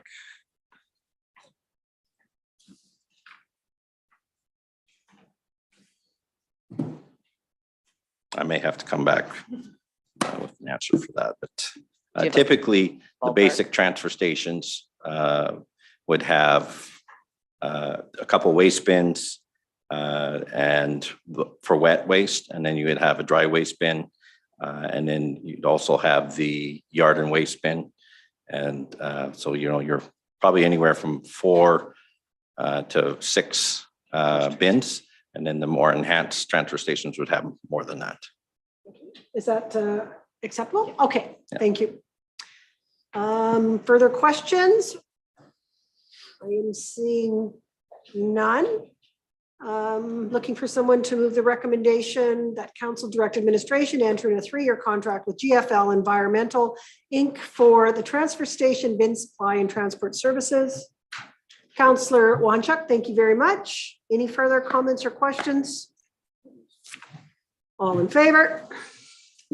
All right, thank you very much, Mr. Downey. Awesome, thank you. Mr. Mariglaw, traffic bylaw? Yes. So administration has completed the revision of traffic bylaw 3119 based on the direction received from Public Works Committee and at the February 22nd council workshop. The purpose of the updates was to remove references to Vehicle Accident Committee and reassign the responsibility of this committee to administration, and also to reassign authorities to administration for the installation of traffic control devices. So this would be yield stop signs, prescribed speed limits, assign crosswalk locations, designate school and playground zones, as well as determining parking and no parking areas. The intent is to increase the speed of response to addressing safety concerns that are received by the county. Administration at the request of council, the workshop also added the definition of highway into, that's read bylaw, not brawl, as it was not defined before. Administration also made one more change since the workshop review, and that's something I do want to highlight, is section 3.9, high load corridors. And we've added this in as Schedule C to the bylaw. So high load corridor is a corridor that allows oversized, overdimensional loads, typically 9 meters of height, to transverse down the roadway without having to worry about things like lifting lines. So most of the crossings would be underground. Leduc County does not have an official delineation of high load corridors in the county. These additions will enable a municipality to dictate requirements for bird utility crossings versus overhead on these corridors. So for instance, we were chatting a bit about the municipal access agreement and having fiber strung from power poles rather than on a high load corridor, rather than crossing at an elevation, they would have to bury underneath the roadway to cross the roadway to ensure that the high load corridor remains intact.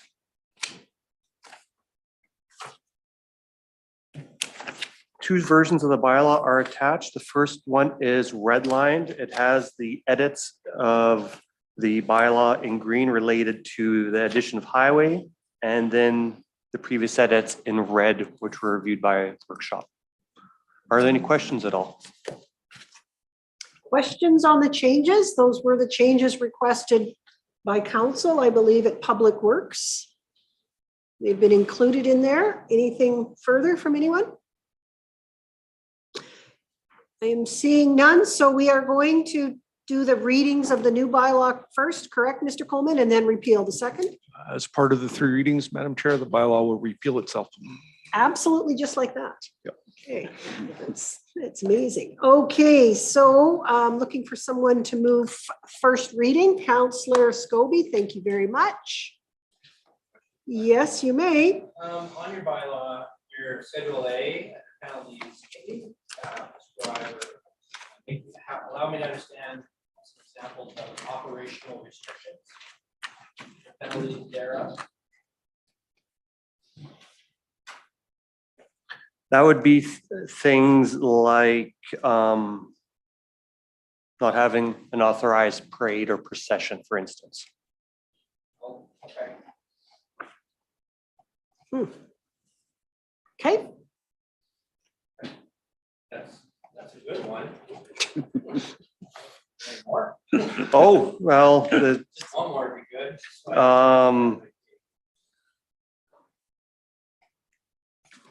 I'm just seeing where they would apply.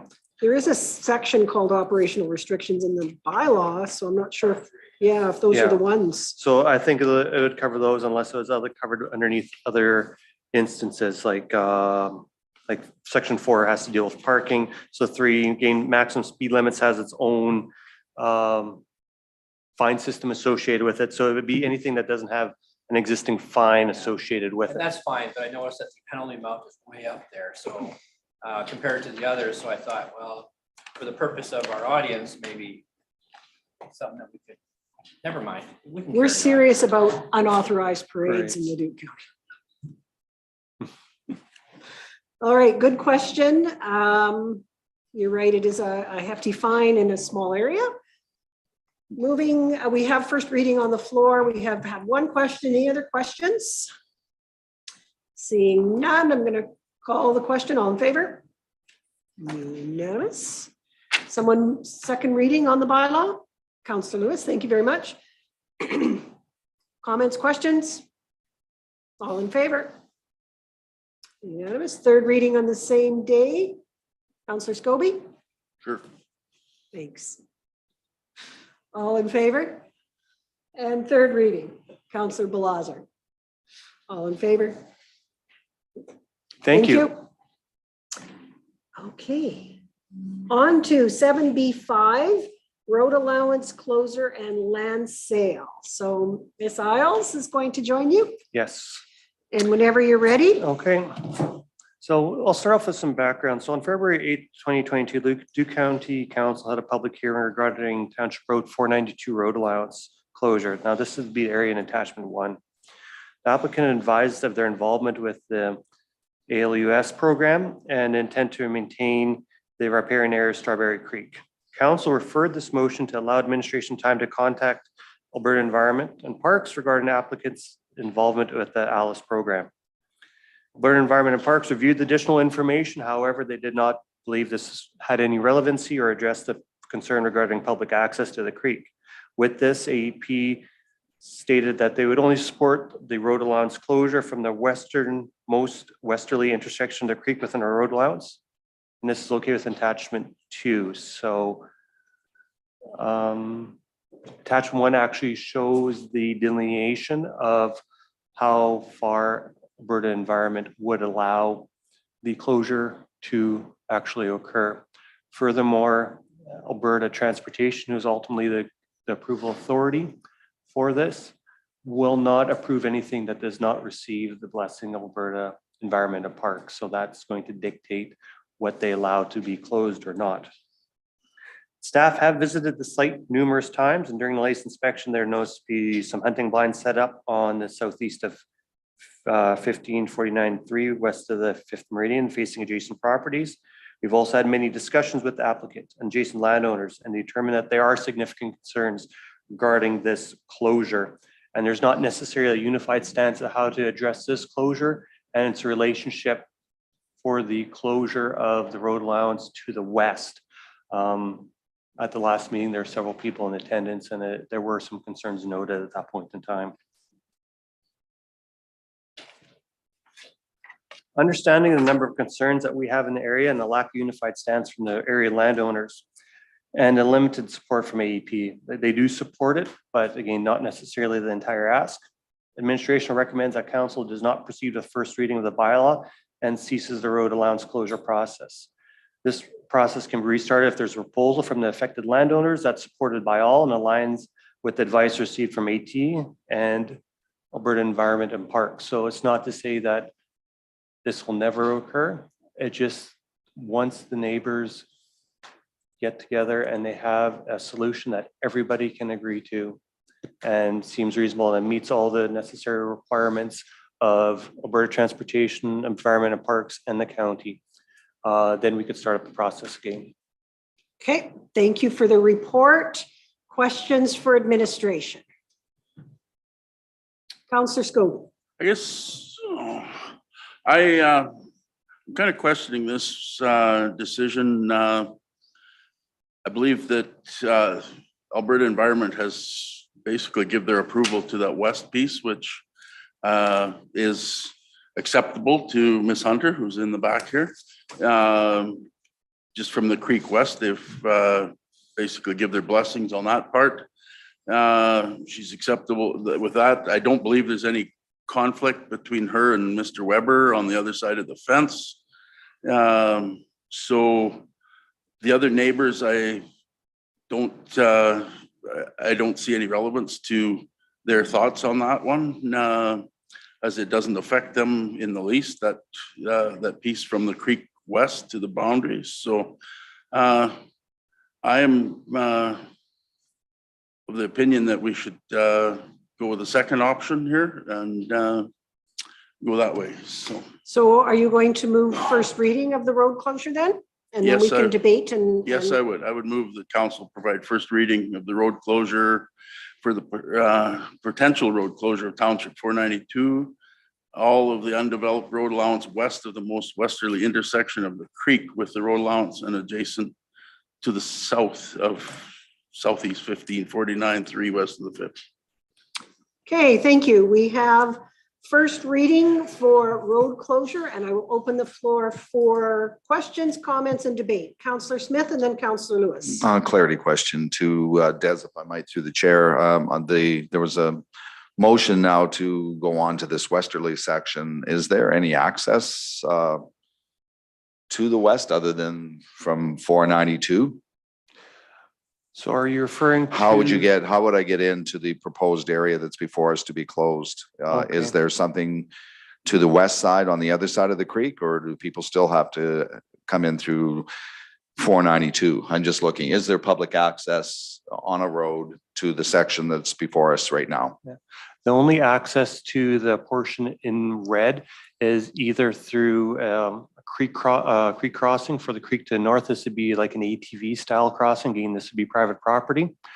Or the other way to gain access through that is from the west along the existing undeveloped road allowance. If I could then. In my opinion, today, we were trying to stop people from trespassing, probably on the road they would come in. I'm not sure what the new motion before us does other than take control of the land to the west. I believe, and I'm probably wrong, you could through the chair correct me, but I thought the problem was people coming in on 770 and 492 and then walking in and trespassing at that point. If we're not closing that, what are we doing today other than giving away, closing land for the sake of conquest building, in my opinion, other than not allowing people to trespass by coming in on their access. So can you further explain to me what we're trying to solve and how giving away this piece of land or selling this piece of land is going to be a solution? Because I still see people coming down the problem area. Go ahead, Mr. Merglund. Yeah, through the mayor. You're absolutely correct. Part of the original application was to at least try to eliminate the trespass from Highway 770 going to the west, accessing the creek. The current approval that's provided by Alberta Environment, that's in terms of the extents that they'll allow to be closed, does not solve that problem. What it does do is it does provide some additional property to the parcel to the north, southeast of 1549-3. Thank you, Councillor Lewis, and then I have a comment. Thank you. You had said that administration is recommending refuse or not doing the first, second, and third reading, but the landowner, until the landowners came back with a solution. Can you explain why when we've had a temporary approval or like conditional approval from Alberta Environment and I think Alberta Transportation? Can you just kind of clarify that? Absolutely. When we were first reviewing this, it was mostly in examining the landowners to the north and the landowners to the south and determining what was the best solution for them. At this point in time, there was, or at the last time that we discussed this at the February 22nd meeting, there was a number of concerns from the landowners to the west. So there's also this undeveloped road allowance continues to the west to the next range road.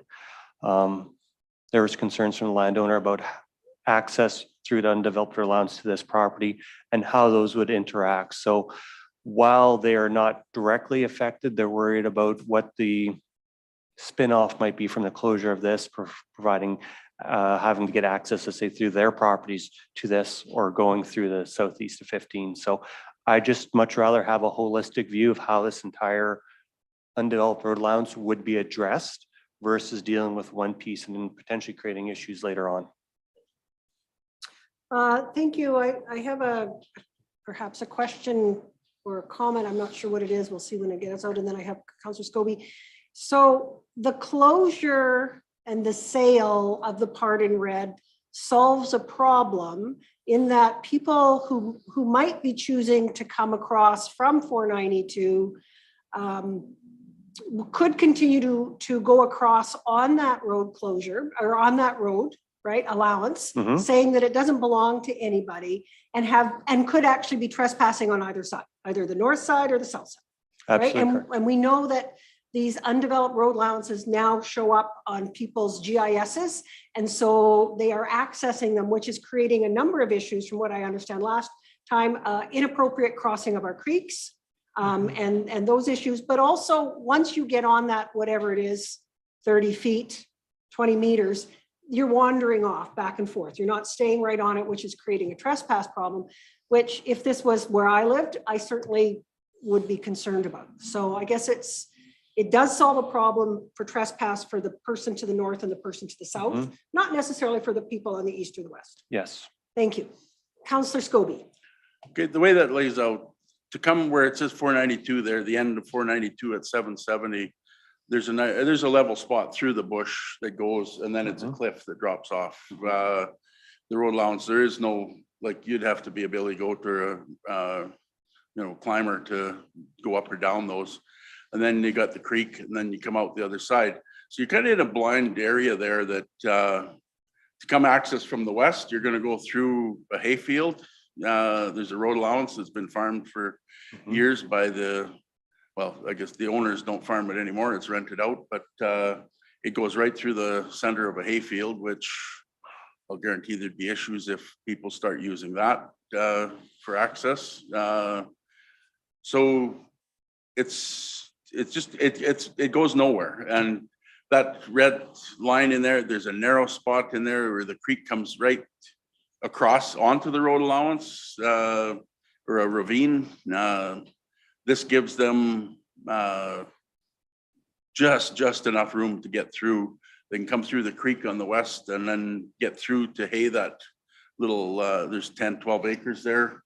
That is the only access to that piece.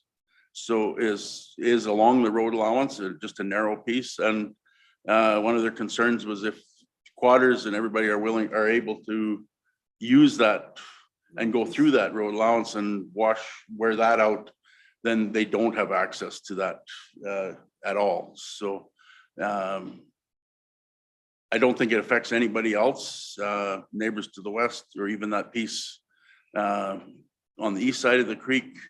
I understand Mr. Weber's got no issues with this, so I just recommend, that's my recommendation, that we would go ahead and with this procedure. Thank you. Councillor Vandenberg. Just a couple of clarity questions. Who owns road allowances? The Queen, technically, So the province? the province, and then we have management and operation of those road allowances. Okay, so the province owns the road allowances. Yes. Okay. But as a good neighbor, we allow adjacent ownership to farm into road allowances without acquiring leases. That sort of thing, is that? Ideally, they would approach the municipality for a lease or a purchase before farming it, but it's a common practice that if there's undeveloped road allowance, that is usually taken by one of the landowners, another, and farmed, hayed, pastured, whatever.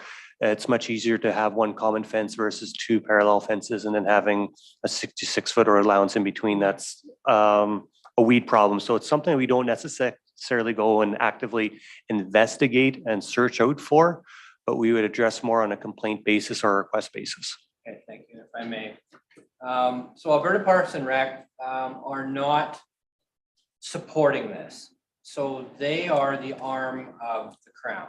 Yeah. Alberta Environment and Parks does support the closure in the area in red. The previous closure that they did not support was the entire southern boundary of the Southeast 15. So it went right from Highway 770 west to the quarter line.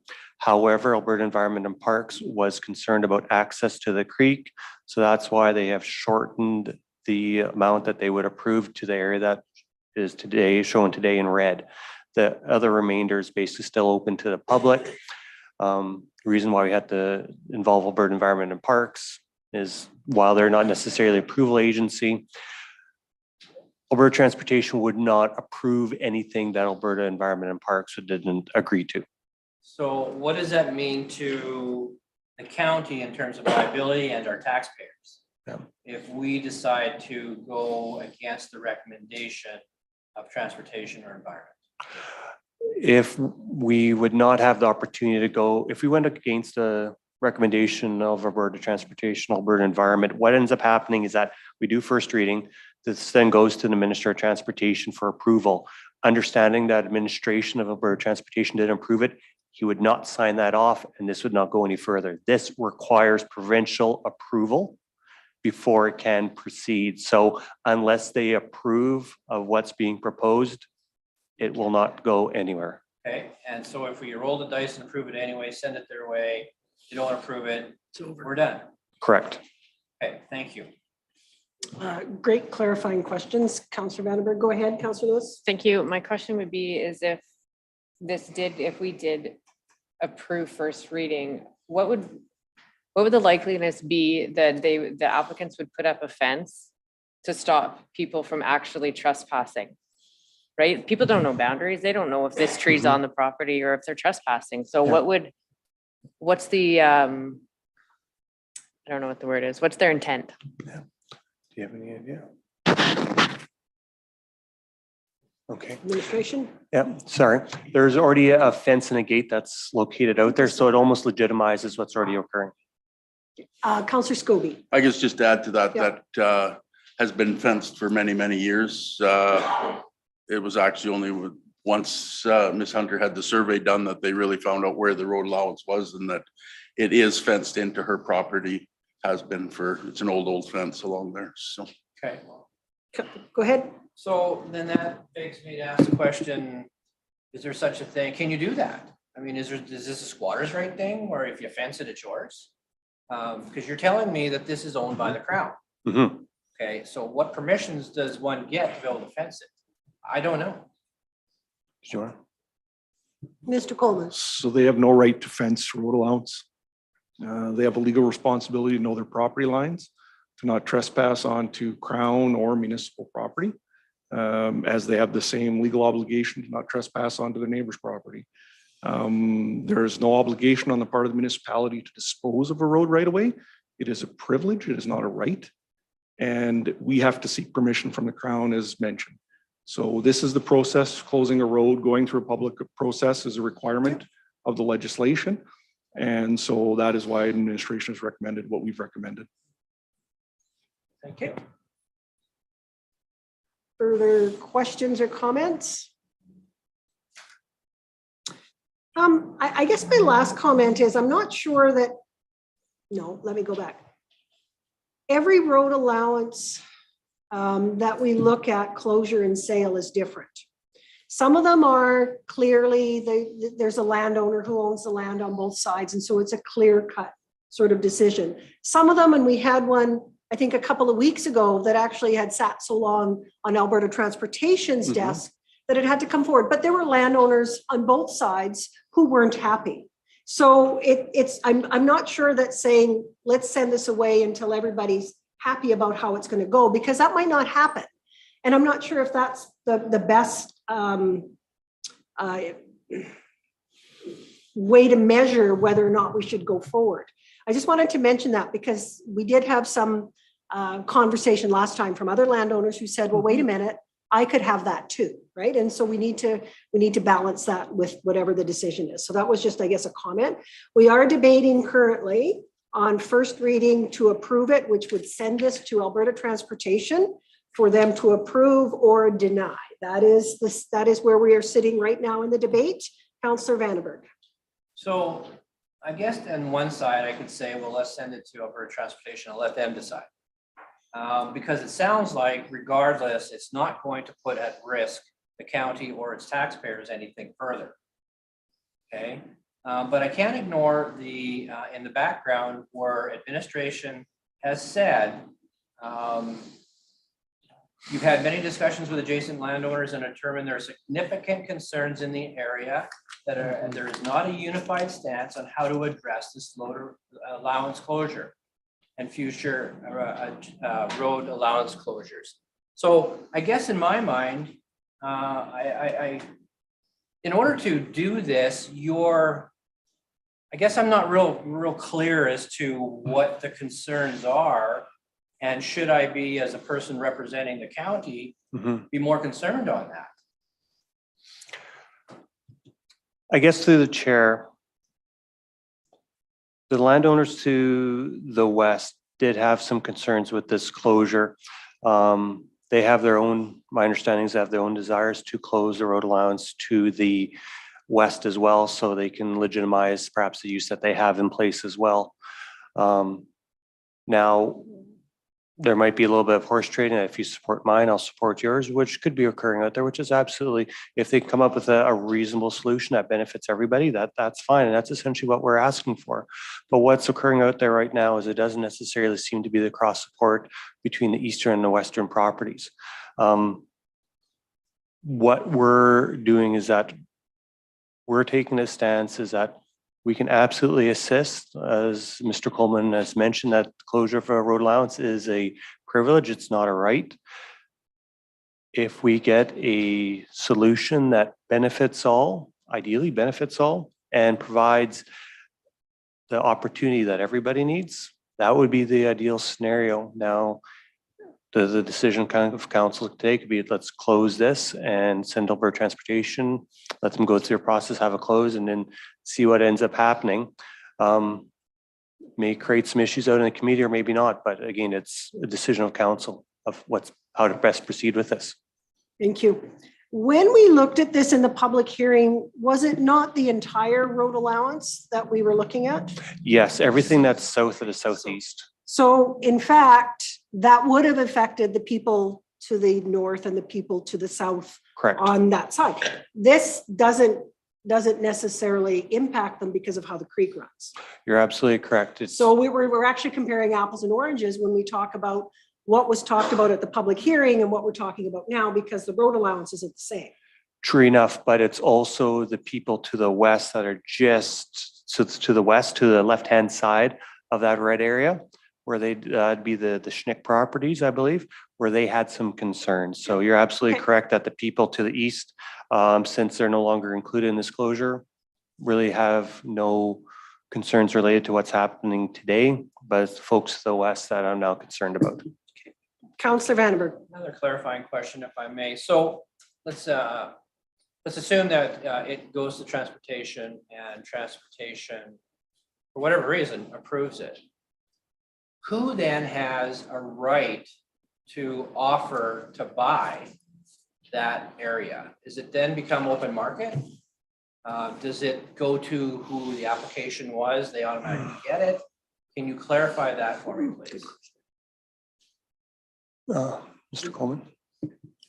It is not an automatic rate. Council could sell it to a third party that is an interest removed. All council is looking at today is the merits of closing the road allowance. The next conversation with council will be, do you want to sell it to the individuals that have requested the road allowance to be closed?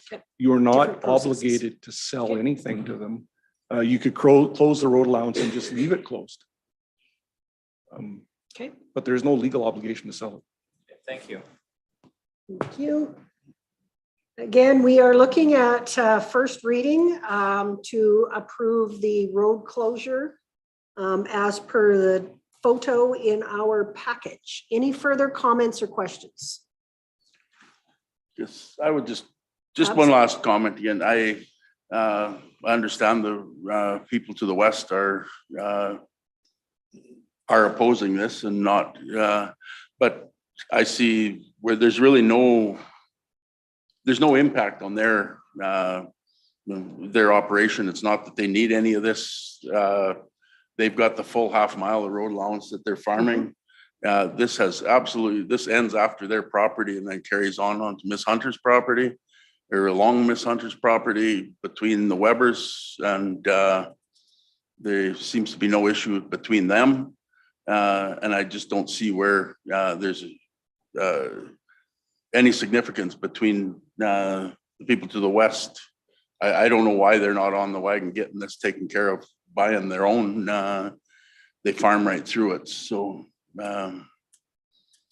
if I may, I think what might be, and it was confounding me, Councillor Scobie, is that we're not looking at the same thing at the public hearing that people were speaking against, right? This is a different scenario. This is just part of the road, not the whole road. All right. We have a motion to approve first reading of this partial road closure. I am looking for any other comments or questions. Going to call the question. All in favor? Opposed? Vandenberg, Lewis, and Smith. It has carried. We will send to Alberta Transportation. Thank you. Thank you. Thank you very much, everyone, for a really good debate and lots of great questions. On to Mr. Van Beers and Mr. Broadbent. Are you here for this too? Good. Back up. Moral support. Good afternoon, Council. I am here before you to bring some policies for a recommendation from the Municipal Policy Review Committee for Council's approval. At the March 24th Municipal Policy Review Committee, we brought forward 4 policies for review, and they are listed in your package. The 4 policies that we do have before you were reviewed by the Municipal Policy Review Committee, and with a few suggested changes were recommended for bringing forward to this council. We do have the red highlighted changes in the package. I can just go through briefly each one if you wish. The sustainable agriculture policy, we had very minor changes to the format of the policy standards, just removing the Leduc County whale in each item and just adjusting that and just doing some minor word changes for clarity. For the local food policy.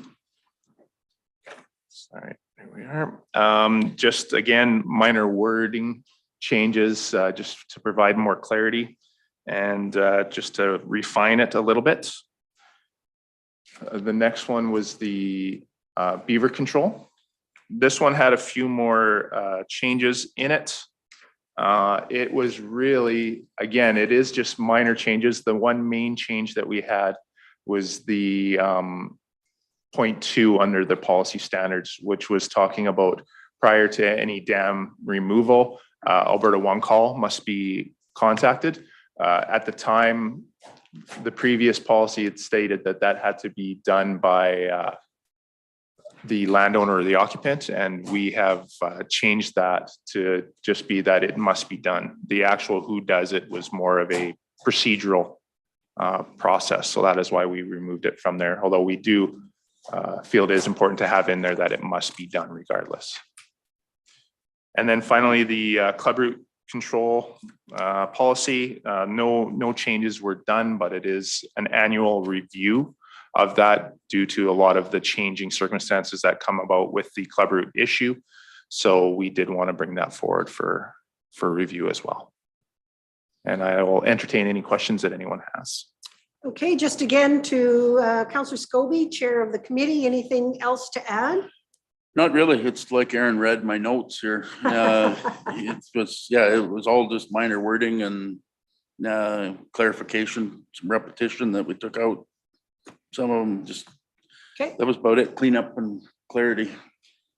Agreed. Councillor Lewis. A couple of the policies were changed from 2 or 3 years to every 4 years as well, just because if something comes up, they'll be back in front of us anyway. Precisely, yes. Sorry, I did forget to include that. Any change in legislation, any change in names, those sorts of things, right? Okay. Nice, I think great, well-written policies. Certainly important for our agricultural community. Looking for someone, can we move these in a group? I'm getting a yes, and I'm getting a hand up from Councillor Balazer to move them. Okay, so Leduc County Council approved the following policies as recommended by the Municipal Policy Review Committee. AP05, Sustainable Agriculture, AP06, Local Food, PC01, Beaver Control and Beaver Dam Removal, PC02, Control of Club Root Disease of Canola. That is the motion on the floor. Any further comments or questions? Seeing none, all in favor? Unanimous. Thank you very much. Thank you, gentlemen. And Ms. Gavin, we almost caught up time. We're almost at 3:30. I'm quite surprised. The floor is yours for the Regional Assessment Review Board. Thank you, Madam Chair and council members. This is a recommendation to approve the renewal of the regional partners for the Regional Assessment Review Board services. It expired December 31st, 2024. It's a 3-year term. We have the partners City of Beaumont, Town of Thorsby, and Village of Warburg. The second part would be confirm the reappointment of Councillor Vandenberg as a Leduc County member, subject to training requirements, and authorize administration to advertise for one more public member to the Regional Assessment Review Board on behalf of Leduc County. This is in accordance with the MGA, sections 453 to 484, and also the matters relating to assessment complaints.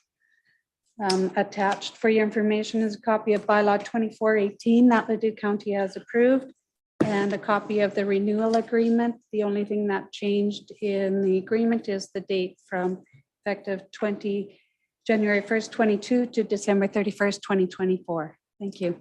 Thank you very much. And again, we work with these other communities on the assessment review board. It's really a collaborative effort and allows us to ensure we have appropriate number of members as well. That's a great idea. Councillor Smith. Again, something that we're required to belong to, and I see Councillor Vandenberg is looking for reappointment. I just have a question through the chair. Have you ever sat on one of them, or are you just coasting in this job? I guess that's the point I'm making, is it doesn't happen a lot. So I was looking for some experience that Councillor Vandenberg may have gained over the last 4 years. I guess that's not possible. Thank you. Councillor Vandenberg. I'd like to respond to that. Yeah, no, unfortunately, and some could say that that's a good thing. That everything is working out quite nicely and people are satisfied with their assessments. But there is one phrase in that second one that I don't know if it's sort of standard boilerplate, but subject to training requirements. Is there more training I have to do? No, according to the MGA and RAC, you need to have your renewal training. And it's completed. Okay, and if you can send me the certificate, then it's on file and you're good to go for another 3 years. Oh, geez. Congratulations on passing your renewal. Yeah. Councillor Smith. Again, I would be prepared to recommendation number one, that we renew the agreement wrong one. Renew the agreement with the following municipalities for another 3-year term, January 1, 2022 to December 31, 2024. And that's with the City of Beaumont, Town of Thorsby, and Village of Warburg. And number two, anytime I can help reconfirm the reappointment of Councillor Vandenberg as Leduc County's member, subject to training requirements, and authorized administration to advertise for one public member to the Regional Assessment Board on behalf of Leduc County. So moving those recommendations today. Thank you for your service to that, Councillor Vandenberg. Hopefully you get some traction. And Mr. Coleman, we're fine to take those together, or should we split them? Together's fine. Together's fine. Okay, thank you very much. Motion, 2 recommendations is on the floor from Councillor Smith. Looking for any further comments or questions. When would we start advertising for the public member? Right away? Yeah. Yeah. We have public members with City of Beaumont that are current. Thorsby and Warburg need to re-advertise, and as soon as I send out the renewal, I'll be asking them to advertise. Okay, thank you. Yeah. All right. Any other questions? Seeing none, call the question. All in favor? That's unanimous. On to 8A1, notice of motion. This is Councillor Vandenberg. You have an opportunity to read your notice of motion and speak to it. So whenever you're ready, sir. Great, thank you very much. The first one that's for you, Councillor. Your microphone, sir. Thank you. The first one before you, Councillor Communication Distribution. All council requests, including merit, be distributed to all council for information and consideration and reposted electronically or hard copy for council to review. This would include requests to attend public and partner openings, announcements, and engagements, requests for information or commentary.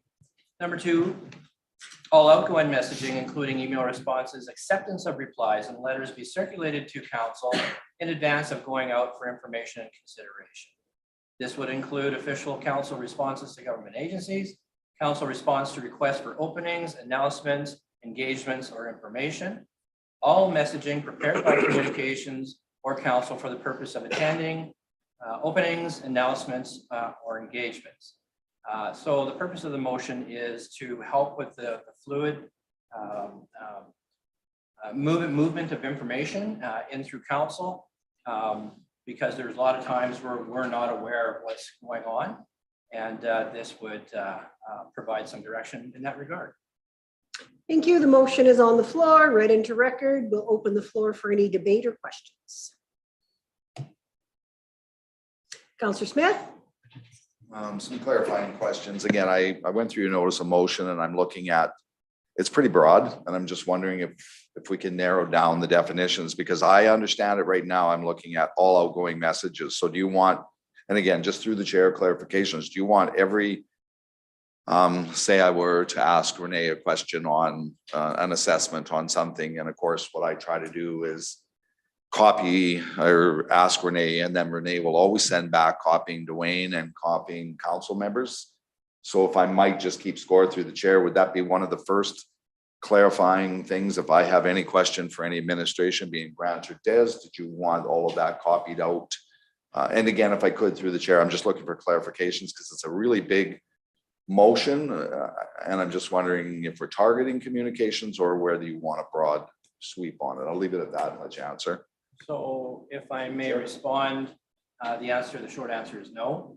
This would include requests to attend public or partner openings, announcements and engagements, requests for information or commentary. And in my mind, that was from the public coming in. And secondly, it would include official council responses to government agencies, council response to requests for openings, announcements, engagements, or information as stated above. All messaging prepared by communications for council for attending openings, announcements, or engagements. Okay, any further questions or debate? Councillor Lewis? I would see the relevance of this. I am now on my third attendance for events that the mayor cannot attend and Councillor Smith cannot attend. So now it's come down to me and I have no problem filling in, but it's one of those things that if I see even the invite come into my inbox, I can prepare for it. Should the mayor and the deputy mayor not be able to go. I get questioned out in the public of maybe perhaps what was said at an engagement or an announcement, and I don't have that information. Speaking notes, I think, is huge to pre-send in the absence of the mayor and the deputy mayor. If you're attending an event, you get it at the last minute because you're the fill-in. So preparation time is hard as well. Plus, it ensures that we have the same message going out with all 7 of us. So I would absolutely support this. Thank you very much. Any further comment? Pardon me, question or debate? I am seeing none. Going to call the question on the motion. All in favor? Opposed? Scobie, Wanchuk, DeBlanco, and Belazer. The motion is lost. On to your second notice of motion. Councillor Vandenberg, whenever you're ready. 8A2.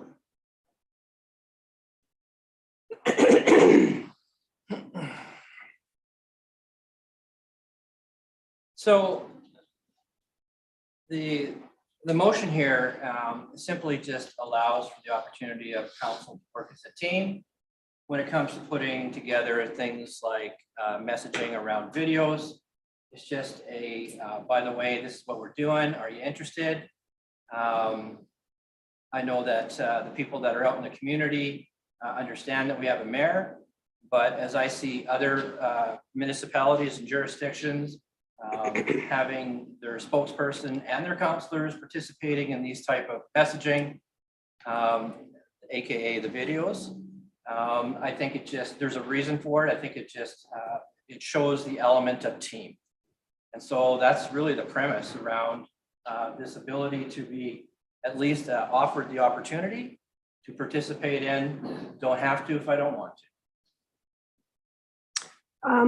Thank you. And the motion is written in the package.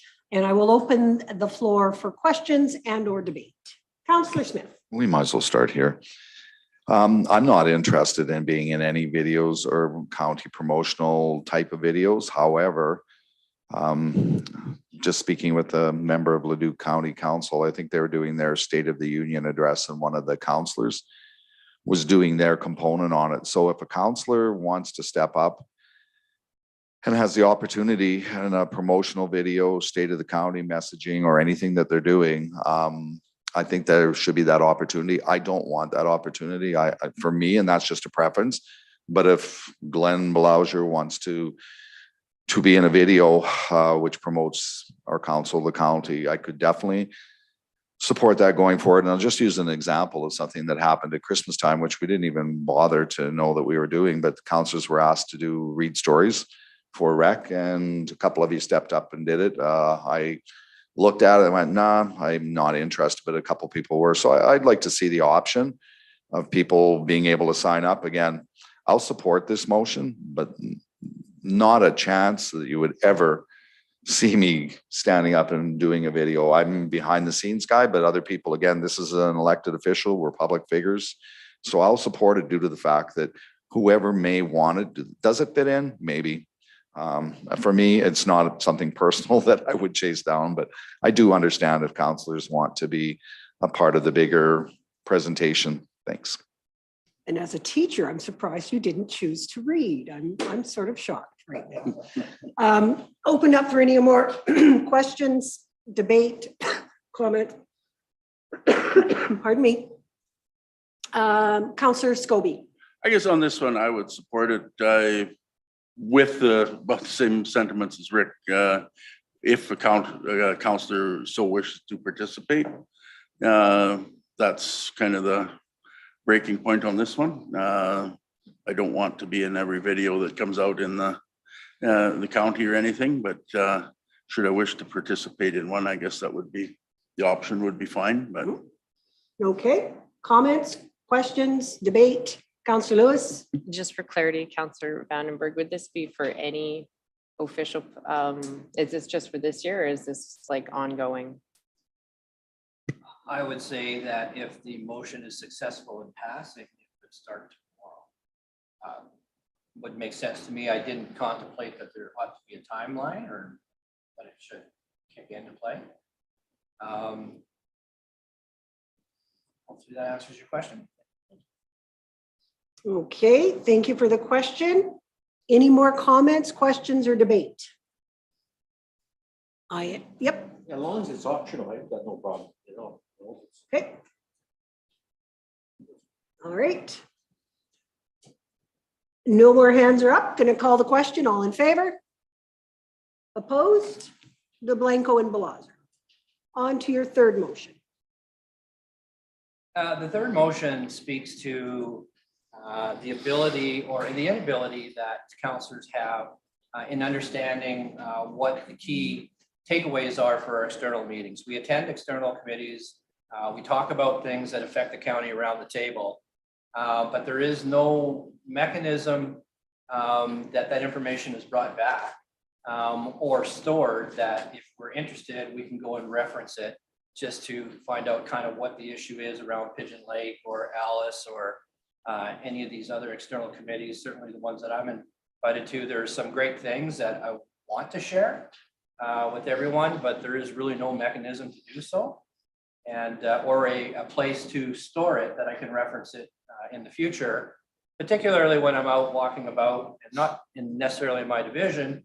And I have people asking me about, so what's happening in regards to this, it could be a part of their, if I'm not aware of these things and it's not brought to my attention or have the ability to look it up, I'm kind of at a disadvantage. So the intent of this is to create an opportunity for external committee to report back, and whether it just gets deposited in a repository or if there's some, I find that if there's some points of interest, I would like the opportunity to address council and let them know, by the way, these are the things that are happening as a result of the committee that I'm sitting on.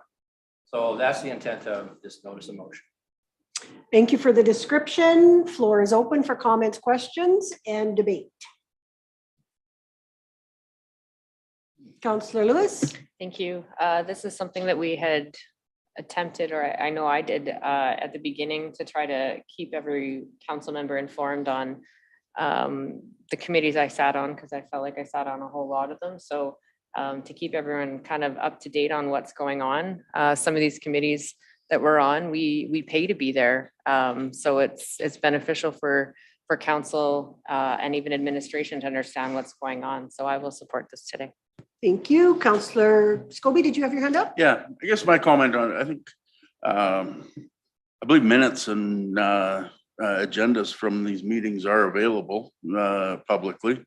So I think that goes on, and I believe if there's anything that of significance that comes from these external meetings that affects the county or that we need effect or action or something, that we would bring it forward. But as far as a lot of these, they go month from month. I sit on FCSS and housing there isn't a lot to report, and to start setting a lot of this up. I believe like I say, the minutes and agendas are available, and it's work for somebody to put this all together. So, yeah. Thank you. Counselor Smith? Again, I'll go back to what we used to do. And at the end of a meeting, we would do a monthly where we've been. And if I was at the sewage commission, Councillor Vandenberg could ask me what went on, and that would be a point where we shared it. So I found that a useful 10 minutes that we used to go through at the end of it. It was public record. I think the onus was on the councillor a little bit more, where I think there's a lot of work chasing it down. I don't mind the information. I don't mind the idea of more information, but I want to seek it. Do I want to know what's going on in the axle weight? And I know they no longer exist, but not really. But again, I really did like the idea of at the end of the council meeting, stacking what we did in a month, answering the questions, moving on. I could forward any information I can see the need for it, but again, it says that councillors will provide distribution. I can see that falling flat, that councillors may not follow through, and apologies to people that may do that I might be singling out. Councillor Blaser? Yeah, my comment would be, and a question to Mr. Coleman, and Rick was right. That was very good information, and there was a list always at the end of the meeting. Could we go back to something like that? Madam Chair, members of council, yes, council can dictate what you'd like to see on your agendas, whether it's a council meeting or governance of priorities. If there's changes you want to make to the agenda and what you do, that's within the purview of council. Obviously, majority of council have to decide that. Okay, thank you. Just a comment. We did that, I believe, in our first term. So Councillor Smith, Councillor Blaser, and I went through that. I will respectfully say I didn't see it as being as useful as Councillor Smith recalls it to be, and we are different people. What I did see was lots of eye rolling from other councillors. I saw people loading up, talking about visits with residents, and it became a bit of adult show and tell, and media left. If we had any guests, they would leave. And so I think that what works well for me is the calendars are posted. If I want to know what happened at the housing, I know who my housing reps are and I can talk to them. If I need to know what's happened at the biosphere because there was something big, or Kelly's posted something because it's important, I can ask her. It is my responsibility to do that. I agree with Councillor Smith to be posting things. It will fall flat. It puts an additional amount of work on our councillors, when the notion of having committee representation is that we're not doing all the work as a group, that we trust the people that are doing at the committee to take the message, to work that message. And when it's important and it needs to be decided on, it comes back to the council table, either at council or governance and priorities. So those are my comments. Thank you. Any more comments, questions on the item? Councillor Vandenberg. I appreciate the comments, that sort of thing. It's not intended to certainly provide a bunch of extra work. To provide distribution is simply at your meeting saying, can you send the minutes to Lynn or send it to myself, and I'll send it to whomever deposits it, that sort of thing.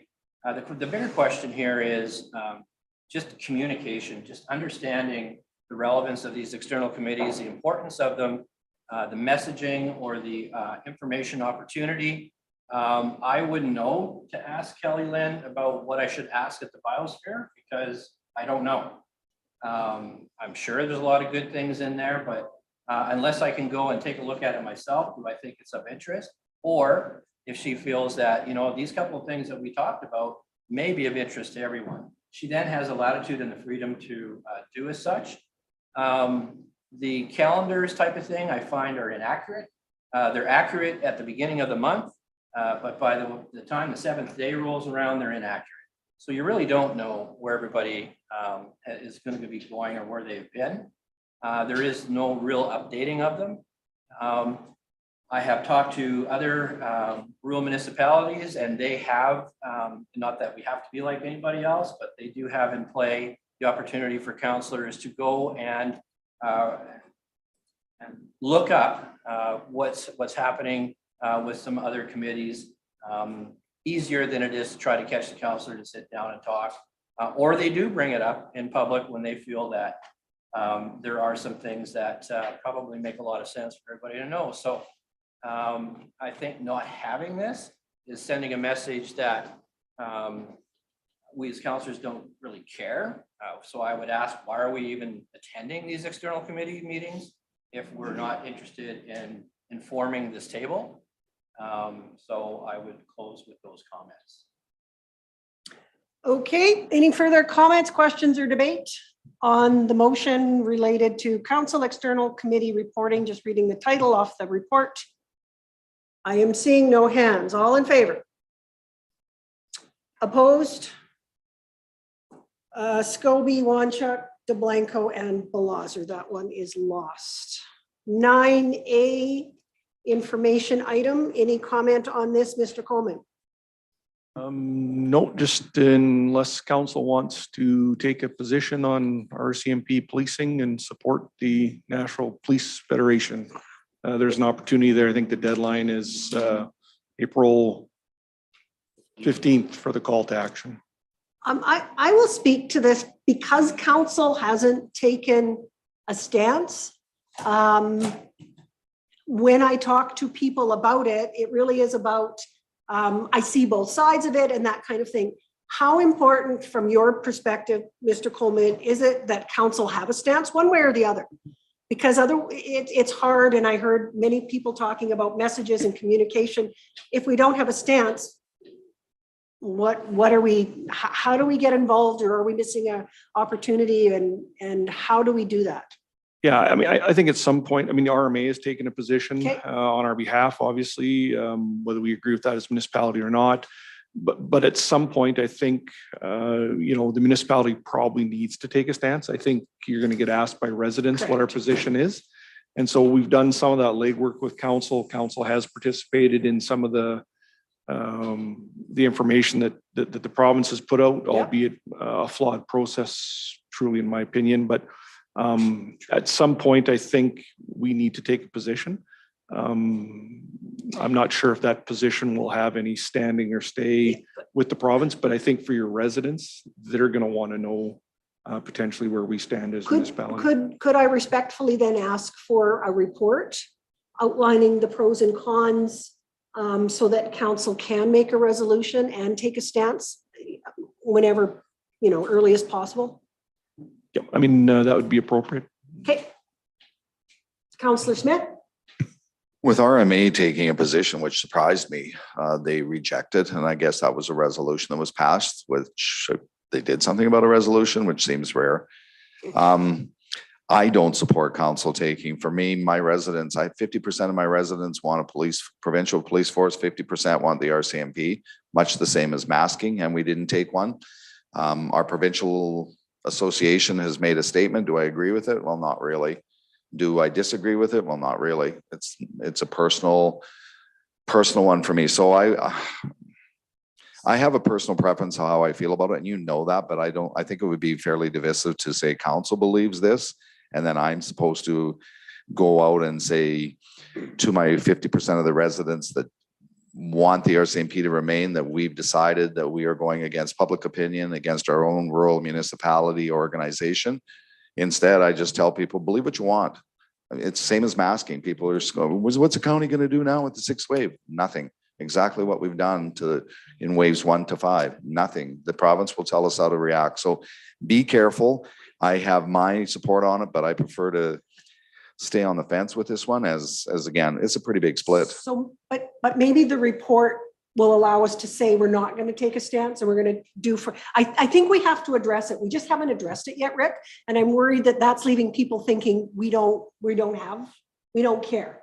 I hear you. I hear you. But so I still think that we can take no stance, right? After we look at a report, but we've ignored it. And like you said, RMA has a stance and everybody has a stance, and we need to at least say we want a stance or not. Councillor Vandenberg. So therein lies the sticking point. If we're going to ask administration to provide us with information that we may be able to kind of digest this around the table and come to some sort of a consensus, I would question where you're going to get the information from. For example, we attended the government led presentation, which started out saying that we're not getting into politics here whatsoever. But through the whole presentation, you could see the lean towards RCMP. But the importance of that presentation was at the end, which he ran out of time for, was the numbers and the reasons that the provincial police versus the RCMP. There was some interesting ideas in there that we all of a sudden slam shut because we got to get to Wetaskiwin now. That really, all that preamble was pointless. And that last part, which was the most important piece, was the part we should have talked about. So my caution is that wherever administration chooses to get the information from, is it really a holistic opportunity? And so with that said, I would be cautious about forming any opinion on behalf of council, because it really depends on where you're getting the information from, who's supplying you the information, and at the end of the day, what vote do we really get anyway? So, Thoughts on that, Mr. Coleman? Yeah, so it would be anecdotal and probably more so than evidence-based. It'd be a lot built on the information that has been shared to date. I think the issue with this is even the province doesn't have hard, fast numbers on what this is going to cost. It's a bit of a moving target. So it obviously wouldn't be a financial analysis. It would speak to, anecdotal sort of things about policing in Alberta with the RCMP versus what potentially might be based on the information we have of what a provincial police force would look like. We could speak in generalities about some of the numbers that have been bantered around, but those are not firm numbers, obviously. And it would be an information piece more than anything. It wouldn't be a recommendation, it'd be an information piece. And to your point, Councillor Vandenberg, we are not the decision makers on this. And so it is the province that will decide this. But it does put it on your table and at a meeting to at least have a discussion about it. And perhaps the answer is when council looks at this and debates it, the answer might be, we don't have enough information to take a position. And that's a fair thing to tell your residents. That's a fair position to stand on. Or you may be comfortable that you anecdotally have seen enough, heard enough to say, for these reasons, we support this position or not. So, So to make things easy, I'm going to put a motion on the floor because that's just a little bit more cut and dry, that administration prepare a report related to provincial policing, can I call it issues? Provincial policing versus RCMP for council discussion. So it's a discussion paper or a discussion.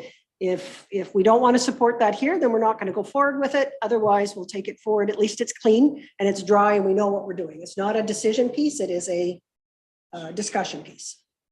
I'll add to that. Again, I'll support that. I agree with you. I think it's important that we do have a summary report, which is, it's been discussed at the table. We've had a presentation. Some of you did attend.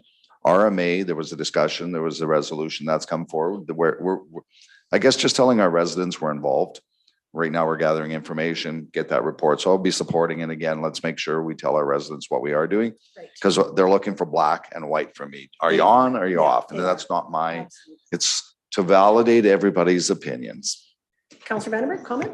And I have no problem supporting the motion as well. I mean, I looked at administration and I respect the amount of time that you already got on your plate of things to do, but I would also suggest that for me, and you can agree with me or not, it boiled down to the cost, the numbers.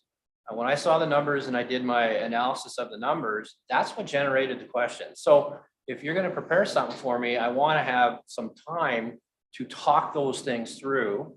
And there was a couple of ideas on the commission that if they slid that over to the RCMP, this thing could really work. And so a lot of the the filler stuff, the fluff stuff, I don't need it. Just show me the numbers and I can converse with people and I'll be fine. Okay, so we have a motion on the floor to have a report related to provincial policing versus RCMP. Boys, everybody's distracted as heck now. All in favor? That's unanimous. And we will adjourn at 4:04.